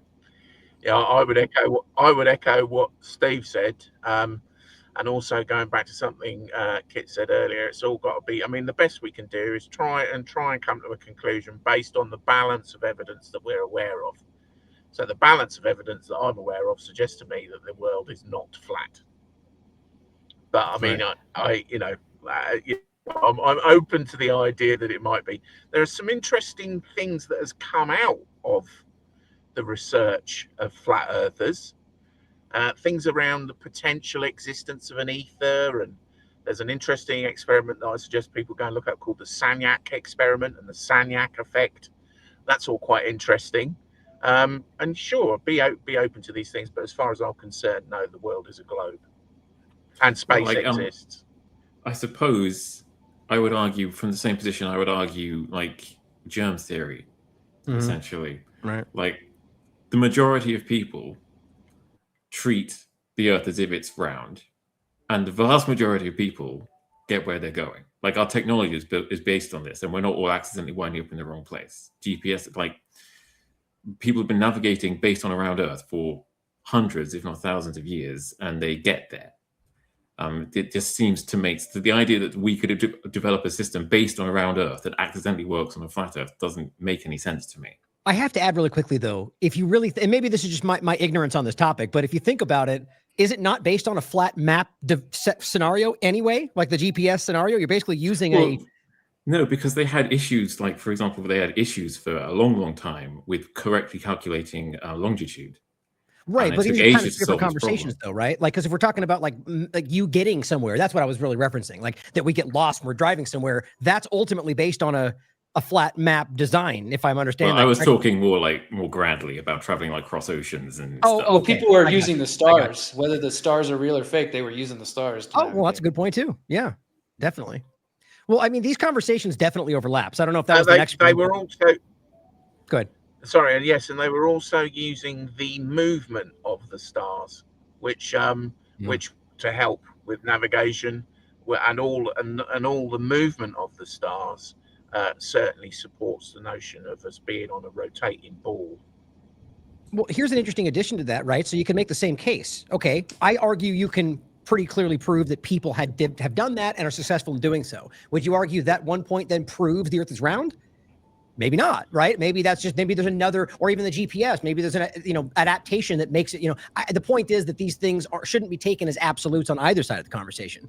But the space part of it I was going to go to is, it's the same conversation at the end of the day, and the moon in all of it. It's really just the same point, because it's a comical, like the special phone call from the fucking cord in the office, straight to the moon, real time. Like, really? That didn't happen, guys. That's not, they can't even do that today in real time. Or the idea of the maps that we know that they lied about, the edits you can prove, the overlapping identically to, what was it, in New Mexico and the terrain there. Like, they lied, guys. That's a fact. You can clearly prove they lied to us about stuff, but I don't think it proves that it's because, that means that flat or the moon didn't exist, or they couldn't do it. There's all these different possibilities.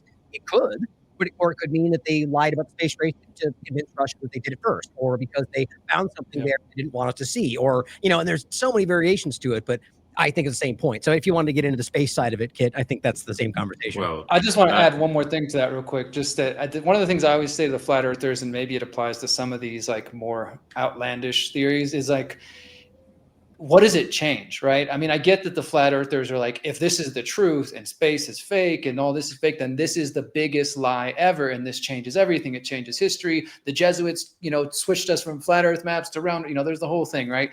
I guess I could see that. But for me, ultimately, if the earth is round or flat, they're still working on technocracy. They're still building the digital dystopia one way or the other, whether it's turtles all the way down, whether it's a hollow earth, round earth, flat earth, whatever. Everything is still like, I can't get out of it. I can't get out of the dome. If it's a simulation, I can't get out of the simulation. So I might as well try to improve it as much as possible and work to stop all the tyranny. That's just kind of where I come back to this stuff. Yeah, I mean, I suppose to a certain extent, there's like, you go, Kit. I suppose you would argue, like, you're all stuck in prison working on a prison break, and there's one guy says, yeah, but the prison isn't real, guys. Well, at that point, it becomes an unhelpful thing to talk about. Like, maybe you are, maybe you aren't, but I believe I'm in a prison and I need to get out of it. So let's talk about that when we get out of the prison. They said we would be in a FEMA camp and the flat earthers would still be debating if the earth is flat or not. I don't know why that was so funny to me. That's just hilarious. It's really, what's the result of debating that? But, we arguably, I guess you could argue if you really had the means, you could get out of this planet or prove that. In a prison, less likely, but that's just a hilarious point, because we go through these kind of fruitless, exercises in a lot of ways. Not every conversation we're bringing up, but I think part of it is that's the point, to pull us into some of these things where the end point is never, at least at the moment, not clear. So we end up grasping at what we want, and the partisan fills the rest of the blanks in, and that's kind of how it goes today. There's also going to be an argument over whose FEMA camp is the most libertarian. Yeah, crazy. Yeah, and I would say as well. Also, to the flat earthers, if let's say that if we could be open to the idea of the possibility, perhaps, that not everything we've been told about geometry and everything is what we think it is true. But equally, therefore, it might be worth being open to the possibility that the thing that you're talking about is a psyop, because if it is a psyop, in terms of distraction, diverting you away from things like actual dystopian control mechanisms that are being enforced upon us, it's perfect. You can spend your entire life debating something that you cannot possibly resolve unless you get into a spaceship and fly out of Earth's orbit. Right. You can spend your whole life engaged in that.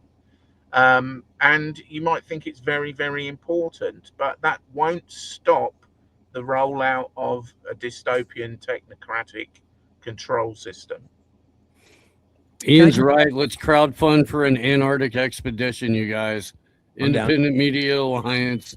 We're going to. They did it. The flat earthers did it recently. I know we're almost ready to move on. I have friends who are involved in that, and one of them who is still a hardcore flat earther. And I asked him, I said, so what did you think? You had two round earthers and two flat earthers, and they went to Antarctica. And I said, so what was the thing? And he's like, well, they disproved some of our claims, but we still think there's more questions. Like, they still didn't let it go. Right. Even I don't think there's any way to dissuade people if they believe, obviously the mainstream would say the same thing about us. These conspiracy theorists won't let go of their theories, whatever. But yeah, even going to Antarctica didn't solve anything. Really quickly, to address what the conversation in the chat that Derrick was commenting on, or commented within. First of all, to clarify for the people that act like this is a Q&A, guys. People ask questions and we respond to the questions. So it's like, that's why this conversation is being had. But what's important is the way the conversation is not just about the topic, right? It's not that we're trying to influence, promote, or decline, not promote one of these topics. It's about the critical thinking, in regard to this. And what we just came to right there is that, look, if you're in the chat and you're like, I am absolutely 100% convinced I can prove that. Okay, maybe you're right. Maybe I'm missing something. But if I'm over here going, I disagree, and you lay it all out, I look at it and go, well, I disagree. Then we just go, okay, that amicable disagreement is super important to be like, well, it can't be you're a shill or you're so too stupid to see it. It has to be, okay, maybe I'm missing something. I disagree, and you leave it there. That's what a lot of this is about, is the critical process. And I agree with most everyone in the panel. I don't think we have enough information to ever at the moment ever really know. And so ultimately it behooves us to discuss it, break it down, and then leave it where it is, and not become some kind of, no planes, 9/11. Like, this happens every single time, and it's weaponized in order to keep us from seeing what's already there every time, We're just trying to have a fun Christmas Q&A, guys. Calm down. Right? Gosh. I really love the comment here. It says, I don't really care about flat Earth. I can't prove it myself, and I'll probably be dead by 2030 anyway. Who cares? I'm learning how to grow vegetables in 5-gallon buckets. And that's true, because the algorithm ghetto has literally come to my house. So it's like, guys, yeah. Yeah, that's wild. You disappeared there for a minute, too. We thought the HOA got you. That Mexican internet. What can I tell you?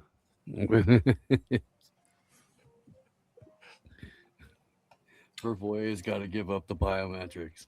No more internet for you. That's a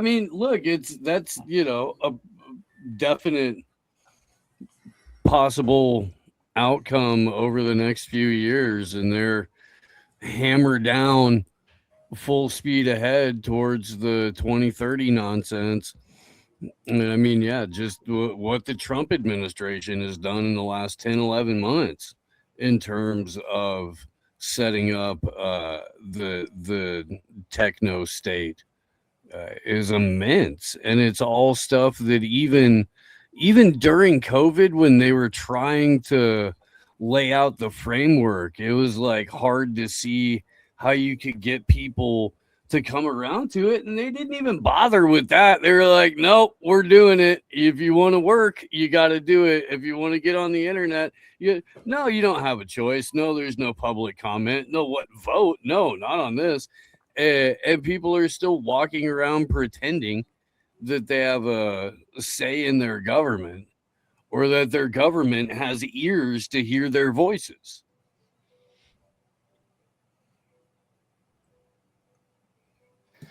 I gotta go, guys. Thank you so much for this, Kit, for organizing this. Been a good one, and thanks to everybody who's commenting and all the questions. See you guys at the next IMA panel. Awesome. Yeah, thanks, brother. Take care, Derek. What do you think, Kit? Do you want to get us more questions, or time to wrap? One more weirdish question you got. Yeah, I'm afraid it doesn't get much weirder than the flat Earth question. I'm afraid, and we touched on the moon landing stuff. Oh, already. I could pull up some. I'm just kidding. You gotta spend more time with our chat, man. How much longer does everybody want to go? Because I've got 3 questions I think we should get to. Most of them can be quite quick. Fire away. Yeah, go for it. Okay. This is one not for me because I don't have any kids, but dear IMA panel, how do you tackle the deceptive Santa brings the presents and other little lies and fantasy lore about elves and other spirits around the Christmas holidays with your children, nieces, or nephews?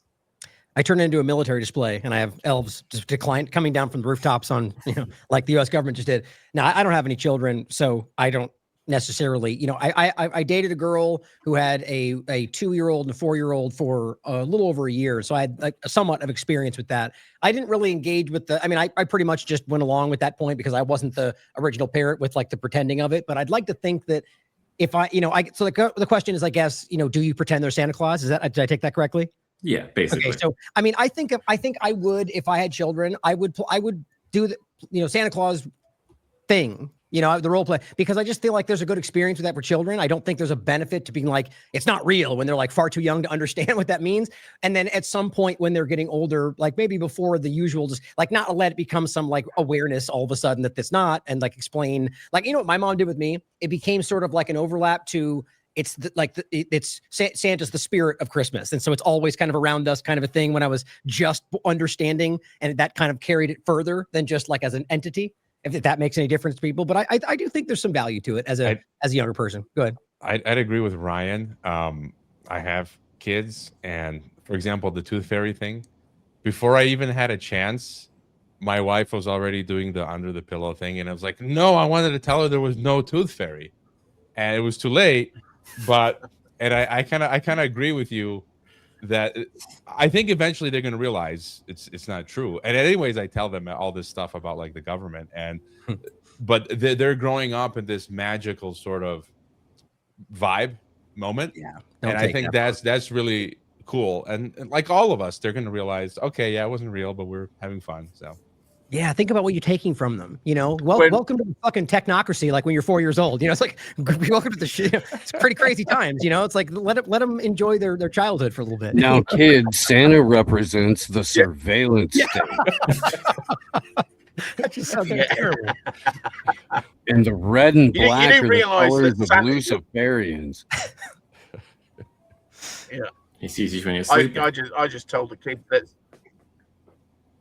You know, I just told the kids that Santa Claus was a merchandise marketing product from Coca-Cola. That's what I said. Now I remember saying we set up we convinced the kids that that we had a surveillance camera because we wanted it, because the whole question of whether or not Santa Claus was real. So we pretended to set up a surveillance camera that we were gonna record Santa Claus, and then I got dressed up and videoed myself coming in and putting and they didn't fool them for a second. They just said, "Well, that's you." Like, Dad, why are you in the Santa outfit? Yeah. Yeah, well, yeah, all right. You Well, I ate his tried. cookies, you Yeah, asshole. no, Now he's not coming. can we see that video? Yeah, seriously. Right? Do you still have that? Yeah, that'd be great. I would like to add that to my I don't intro. know, maybe somewhere. To the point, though, I'm estranged from my former partner, so getting hold of it might be a bit tricky. But Nice excuse. yeah. But to the point, though, that Iain brought up, you know, and maybe kind of the point of the question, there are, like, from a religious perspective, you know, there's a deeper meaning behind what we're discussing. But even then further, to understand that even the very day is not even actually lined up with like the actual biblical day. You know, there's a lot of like changing if you understand this. But the point would be more of the celebration, right? And so Christmas today is a consumerist thing that's been turned into, you know, not at all what it was originally about. But your point is actually easy to look up. Coca-Cola is the one that made the fat, jolly. It was the original Saint Christopher was a thin figure with, you know, still had the red to some degree hat, and you know what I say, Christopher. Sorry, Nicholas. Yeah. And so it's important to think about how that was used and what that drives. But it's a very different thing to like take that away from a child. And, you know, you could raise them in a way that was in the right direction and not lean them into the consumerist side of it. But that's very difficult today with what schools they go to if you're into some, you know, larger school. But I think it's worth knowing that and at least trying to overlap that with what that is for children. There is definitely a rise in the sort of like brutal honesty parenting. People say, I'm not going to ever lie to my kids. And I don't have kids, so I feel bad saying it. But like, I know that I wouldn't agree with that. I mean, yeah, I agree. I would feel, and I know that this is what my parents used to say, that your job as a parent is to basically slowly introduce your children to stuff and you can judge on a one-to-one basis, child by child, what they're ready to hear and what they're not ready to hear. And you don't ever have to tell them, you know what, Santa doesn't exist, like, because they'll sort of slowly fade that out on their own. And I think that's a really good point. That's a really good point, because there's nothing wrong with kids having a wonder about something and wondering about whether something or not is true. Right. And you don't have to be explicitly, in my view, you don't have to explicitly resolve that for them.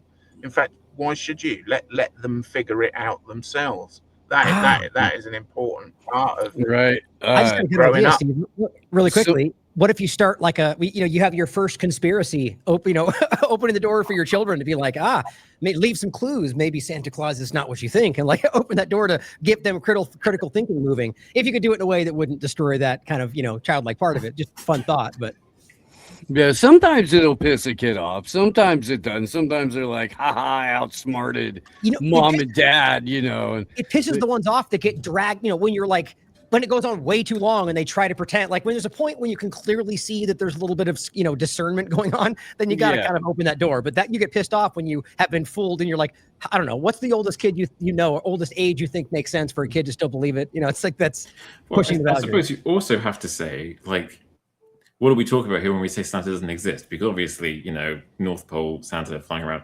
There is a more sort of like Tulpa thought form spirit of the season aspect to Santa that does kind of exist. I mean, that's what my mom sort of did. As a feeling, it does exist. Hang on, are you saying Santa doesn't exist? Well, we found our age, guys. I have some documents here in front of me from some very high-placed sources within the federal government, and they're telling me that their elf network has responded to them that there's a massive threat to the reindeer. It is being monitored. We've called in the Air Force and a tactical drone squad to protect Santa's flag. Also, NORAD tracks Santa. NORAD tracks Santa's sleigh, so there's proof there. On a round Earth, Ian. Yes. Oh, what was that? It's not. It was NASA. I know we're going backwards a little bit. Just occurred to me. There was some government memo that referred to NASA as some nickname. What was it? Never a straight answer, right? That's what they used to call NASA in internal memos. Never a straight answer. Yeah. Okay, 2 more questions to power through, and then I think we can call it a night. Sounds good. They're seasonal. They're pleasant. They're not at all weird. I'm sorry about that.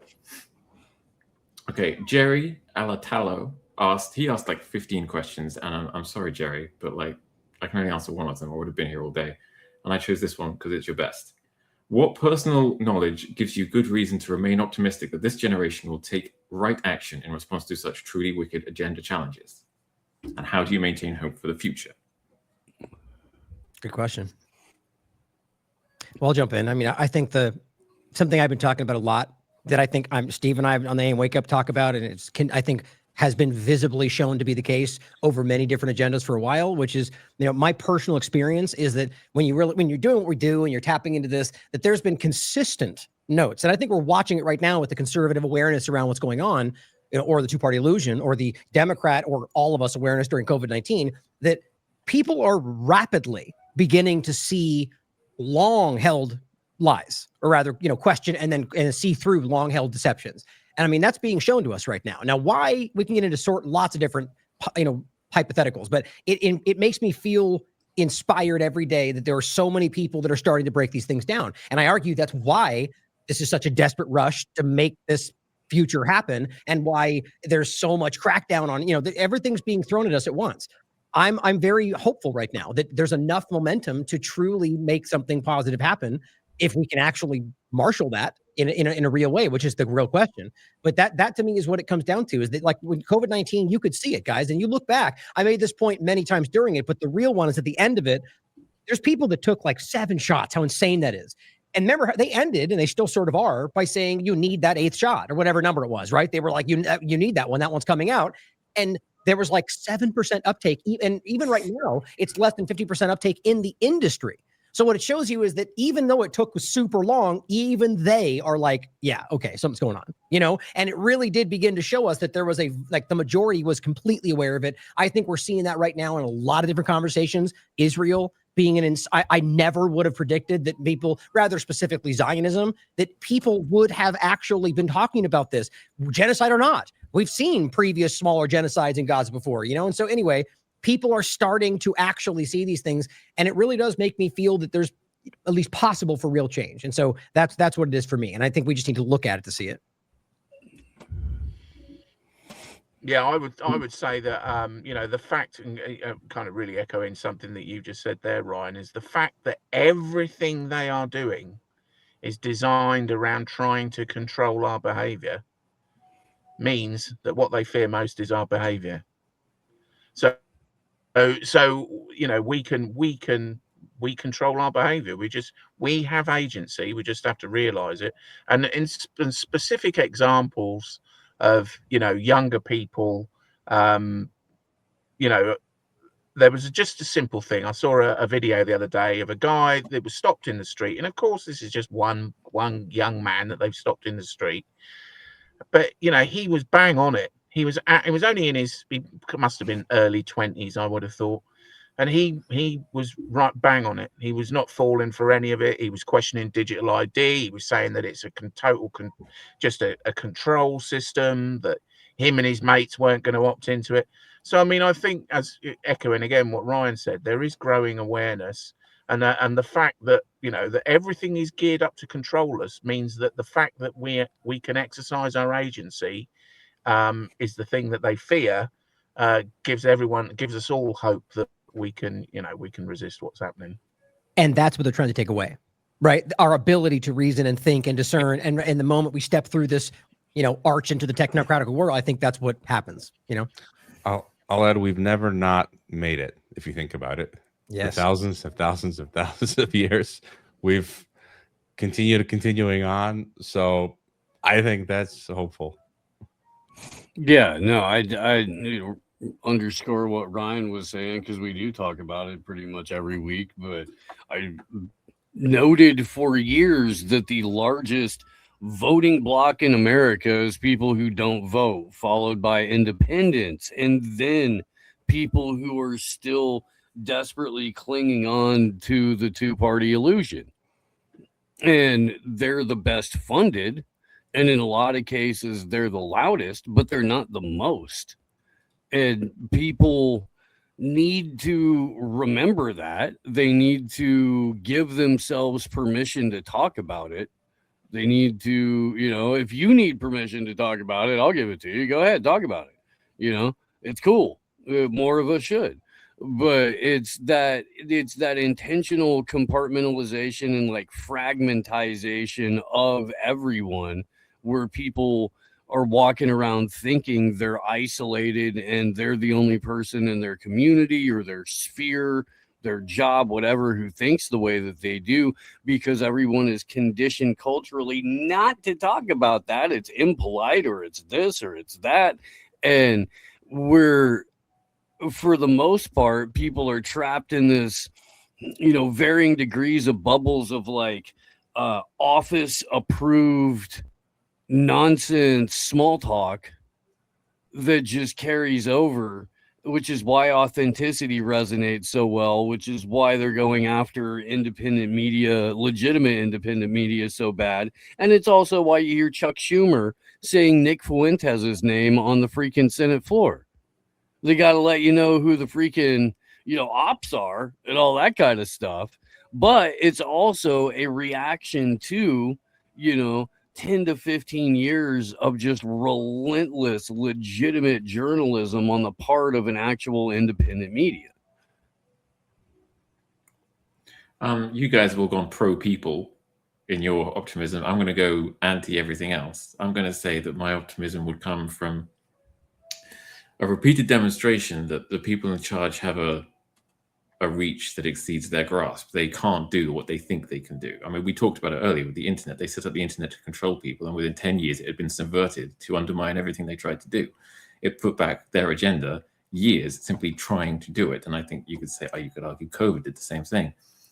If you, and this is a comparison I've probably made loads of times, but if you look at psychopathic individuals, serial killers, kind of people that take out a $20 million life insurance on their wife and then kill them the next day.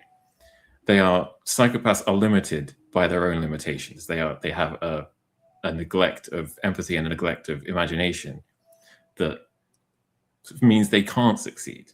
There are inbuilt limitations to the psychopathic system that won't let it succeed. And that is what I would take optimism from. I like that. Well, enjoyed the conversation today, guys. Yeah. One last question. Oh, sorry. Two last questions. This is a nicer question. This one is just from me, and it says, it's from KBBB, and it says, what news of your missing cat? And unfortunately, there is no news of my missing cat. Oh, sorry to hear that. Maybe, Christmas miracle, he'll be on my couch with a tartan ribbon around his neck come Christmas morning. But actual final question. Something lighter in the spirit of the season. What is your favorite Christmas tradition, media, song, TV show, or movie at this time of year? Christmas Vacation. Grew up with that. We used to watch it every single time. You know, it's a classic for my family. So it's pretty much that and like Christmas Story. And you know, honestly, because of my mom loves Elf, so we watch that every time too. But pretty much those first two are the ones that stick with me for movies anyway. But like Trading Places, if it's adults, that's a Die Christmas. Hard. You gotta love. Well, I mean, Die Hard is a Christmas movie. It is. I think we're watching like King of Kings this year, but Christmas Story is phenomenal. Right. I remember when I was a kid, there was like a Muppets Christmas movie that we watched for a bunch of years in a row. All works. Right. As long as it doesn't have Tim Allen in it, you're all right. Yeah, I like Santa Claus. That's a good one. It's a pretty well done movie, actually. It is pretty good. Go ahead, Warren. Ryan said Christmas Vacation. I thought you meant like Christmas Vacation, and for me, that's actually part of the tradition is going on a vacation for Christmas, which I am this year. And just Home Alone was classic, and it was filmed not far from where I grew up, I believe, in Illinois. And I was gonna say, just being around neighborhood. Yeah, I think just being around friends and family, just kind of like unplugging, forgetting about the technocracy, and just good food and drink, whatever that means for anyone. And so I echo the. I like anything that it. Go ahead. Yeah, definitely it's the family thing, and definitely I like anything that is not a musical. As long as it's not a musical, I'll be all right. I can sit through it. And the best thing about Christmas is cheese. All the different types of cheeses. That's my That's a T-shirt right there. How are you not selling that T-shirt? And they say that white people don't have culture. Hey, Ian, have you seen the musical with Will Ferrell and Ryan Reynolds? It's the newer one. It's actually about you might like it. It's not bad. It's actually pretty funny. No, I won't like it. You'd be surprised. No, trust me, I don't like musicals much either, but this one it's just fun. It's well done. It's pretty funny. It's like I don't think I haven't explained myself fully. Musicals make my flesh creep. I can't. It's another T-shirt. I can't stand them either. Honestly, I cannot stand them. Well, to be fair, this is like somebody making one to make fun of, in essence, it's Will Ferrell and them sort of making a mockery of this idea. But I get what you're saying. What was the other? Well, I really like Will Ferrell. Yeah, he's funny. The closest I'll get to something like that is like. I'll give it a go. Really like Will Ferrell? Jesus, Ian. I feel like I don't even know you anymore. Anchorman is just one of the best films ever made, I think. Anchorman's great. I love it. I do like Will Ferrell. I find him funny, and my wife hates him. And I don't understand why. I thought the most controversial thing we were going to talk about today was the fake moon landings, and it turns out you guys all like Will Ferrell. It's like I said before, comedy is subjective, but clearly it's a what for me it's growing up like Adam Sandler kind of a thing. Like what's weird is when you get to a point today which has happened to probably all of us, where what you're doing politics and worldview, all of a sudden you're going, man, that guy sucks. Like in his life he sucks, but he's really funny and the music's good. That happens a lot today. But I'm not even saying that about them in particular. But for those that may dislike them for one reason or another, it's more about just that growing up with it. And there's so many of those examples for me. The humor, but I really do find it funny. Like there's something about his sort of shtick that really just makes me laugh, and I think what do you not like about him out of curiosity, Kit? Will Ferrell? I feel about Will Ferrell the same way Ian feels about musicals. That's funny. For some reason, he just gets on my nerves. I can't help it.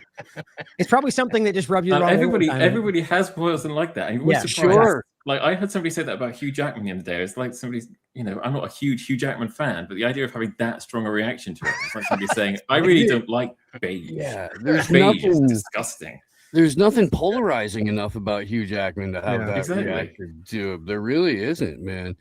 I don't know. I think John C. Reilly is superior to Will Ferrell, but that's personal. I might agree. Reilly is a fantastic actor in general. Yeah. Well, so is Will Ferrell, though, to be quite honest. If you've seen, he's got some very serious roles that I think are really well done. But I would agree. He was in that thing about the remote. Brought up Adam Sandler. I was thinking about how much we all wore the heck out of and just loved that They're All Gonna Laugh at You comedy special of his when it came out, and just how 90% of the jokes on that now, if you ran it back, you'd be like, right, okay.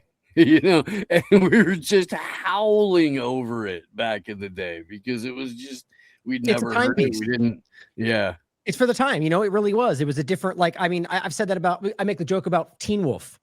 I love that movie when I was a kid. I remember watching that, like, however many years later, going like, what the fuck is this? Like, this is the dumbest thing I've ever seen in my life. Surfing on a car, you know, whatever it is, it's really ridiculous. It's a guy who turns into a wolf and everyone's like, yeah, that's normal. But whatever it was at the time, it was just like, that was a hip movie. It was big. It was a big movie. You know, it's who knows why, you know, Dr. Steve Brule, they mentioned in the chat. I would just like to say that the worst website in the world is Rotten Tomatoes. Yeah, because the people that review movies on Rotten Tomatoes, you know, they're looking for character depth in an Arnold Schwarzenegger action film. Yeah, that's not, you know, that's if that is what you're expecting, that's not going to work for you. It's just do you know how the rating system on Rotten Tomatoes? Do you know how the rating system on Rotten Tomatoes works? It's the most crooked thing on the internet, and that is saying something. Like, to get an 87% fresh rating on Rotten Tomatoes, what that means is that 87% of the people who reviewed it gave it a positive review. So if 87% of people give it 51% out of 100, it gets an 87% rating. That is it. It is the most, and it was deliberately set up that way a few years ago when I think it was Captain Marvel and Ghostbusters, the female remake of Ghostbusters came out. They totally changed up the Rotten Tomatoes system so companies could boost their movies. It's add a few bots to the mix, and guess what? We tipped it over to 47%. Exactly. I didn't actually answer the question. So Christmas, it's what's weird about Christmas things also is that, like, something that isn't at all Christmas related can become a Christmas thing in your family just because you happen to watch it at Christmas. Like, there's this series in the UK called The Last Kingdom, which is about Alfred the Great. And because we just happen to watch it at Christmas, it is now a thing we watch at Christmas. But I would say in my family, there are two things that summarize British Christmases the most that we watch every year. And that is the animated movie Arthur Christmas, which is great. It's a really wonderful movie. And it is the Christmas special of a sitcom called Peep Show, which is angry and bitter and awful, but very Christmassy. Yeah, I mean, well, it's funny how the movie it's a cultural point right now that all of us were like, the movies we like for Christmas is, you know, they laid out 4 different points right there about different things, but it sits with you, you know, there's these memories with them, but the family part of it for me is always like the, you know, really not even going out and doing things like we used to love to go out and get a Christmas tree. That was one of our, you know, go and actually cut one down, but later we ended up going like, we don't like cutting down a tree anymore. So we ended up going with like the, you know, the fake ones, but I missed that. I missed the idea of going out there and getting dressed up in the snow and getting hot cocoa and a caramel apple and cutting it down and bringing it back. Like we did that every single year for a really long time. So it's things like that just, you know, that's, I mean, almost to the point to where in our lifetime, we may get to a point to where those kind of things are memories of things that don't exist anymore. Not to put a negative point on it, but it's like, that's why it makes it so great. Like these old ideas, you know, that you tend to look back on more favorably, you know, it looks nicer in the past, but really just those kind of routines and memories, you know, I was going to say at home, just the collection of the family, you know, not the presidents necessarily, but just being there at, you know, Christmas night, fire kind of thing. I really value that. I no longer care for the Christmas tree, and I'm like, I wouldn't do it, but then my kid is like, no, I want one. I'm like, And then here in Mexico, the Christmas trees are like a third the size. They're like mini trees, so whatever. So.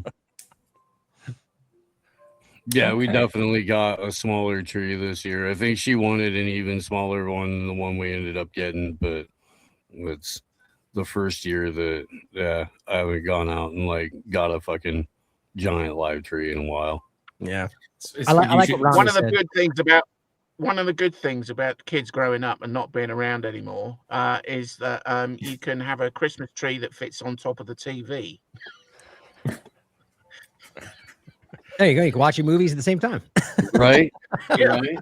Watch some Die Hard, trim the tree. All right. Yeah. I like what Rami Yeah. said, though. It's about, starting and sticking with your own traditions. Create things for your family, like Kit was saying. Do things like that and create your own and start those kind of things. That's nice. Does anybody have any closing thoughts to wrap up? Man, it's hard after such a nice finishing point. And we're like, back to the terrible world that we're living in. We don't always have to have closing thoughts. Let's pretend there is no terrible world. Right, okay? right. Let's just say, like, I can't think of anything to say. Well, there's no terrible world. Go ahead, Iain. It's a terrible world in one sense. In that we suffer the rule of idiots. So it's a terrible world in that sense. But I don't know about you guys, but most of the time, and I think I spend time with the people that I love and friends and family, and we can all have a laugh. We can all have a laugh. We those are the things that make our lives worth living, enjoying ourselves, doing the things that we like, having a nice Christmas with family, all that kind of stuff. So life is not terrible. Mm-hmm. The situation that of being under the yoke of these idiot rulers is not a good situation. But life itself is not terrible. Life is great, and we can all enjoy ourselves. And most of us are fortunate enough, we are the people that, all of us, we are fortunate enough to be able to enjoy our lives, and we should make the most of that, because there are a lot of people in this world who are not in that position. So, let's just enjoy it because we should. That is a very good note to end on. Really quickly, Kid, just to be clear, at the point, I'm kind of being facetious. People that watch my work and stuff know that I genuinely think we're on a kind of a positive turn despite all the chaos. But to add to the, I'm sorry, I didn't mean to jump on the end point there, but I just want to make sure people didn't think that, that I'm like, the world sucks. Right. Because nobody thinks you're going to be a pessimist, okay? But people new to the work, though, because it's important, though, that with how crazy things are, that I think most of us, you know what it is? It comes back to this defensive point. Like, we're not black-pilled.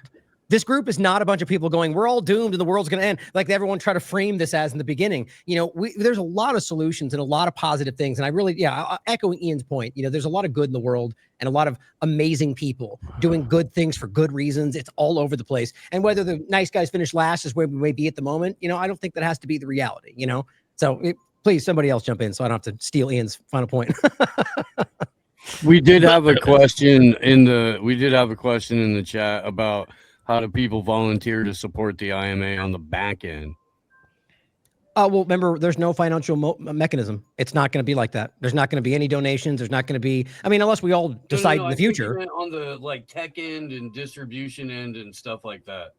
That's mostly waiting. Like right now, share the content. Put it. People. The plan is we're multi-streaming. We all have the opportunity to post them if we want. The plan was to wait until we have the Odyssey portal, which just ended up taking. That was, like a long time ago. Yeah, and so, but we talked to them. They're still working on it. It's just they've had issues. But they're making positive. The point is, this is what it's about right now, and when that comes to pass, there'll hopefully be a portal, one location where everyone can engage with and share it like as the IMA, and then act through that sort of like a portal on Odyssey, go to our individual work as well, but support it through just sharing the different work. And if you like a point somebody makes, go donate to them directly, even in regard to like IMA and people and stuff, it's kind of been sort of on hold because of that. And once that stops, then we have, like, I originally wanted to bring somebody on to like highlight a smaller content creator. There's lots of stuff that we talked about, but it kind of got put a pin in it until we got the portal. That's where it kind of stopped. So right now, just, support the work like we're doing, share the individuals, but I appreciate the support, guys. We all do. Yeah, it's good to have such an active chat that's been rolling along in the background as well. Yeah. Thanks all you guys for watching, and shout out to my chat in particular for being on your best behavior today. Good job, boys and girls. Okay. And can I just add, Ryan? Nobody ever told me there was no money in this. Wow, what am I doing here? I'm out of here. My agent specifically said It was in my contract. right. I was supposed to at least get free tacos as part of my rider for every panel. I do not see any Fish and tacos. chips. You're selling yourself short, Steve. Just make that the best thing about Christmas is cheese t-shirt, and Yes. that's fine. You're going to be compensated forever. There you go. That's true. I have a great merch guy. We'll get you hooked up. For the comment in the chat, Iconic and the rest of them Okay. are technically part of the group. They've joined in one in the past, but they can if they want to. That's the point. Go ahead, Ian. No, that was it. I didn't have anything else. Oh, sorry. Whoever jumped in, go ahead. Great conversation today, guys. I really did enjoy this. It is, yeah. Is everybody ready to go? or just no more final thoughts? Because we started final thoughts like 15 minutes ago, and we're all so interesting. I'm all out of thoughts. Okay, well then that wraps it up. And from all of us at the IMA, have a very Merry Christmas and all the best for a new year.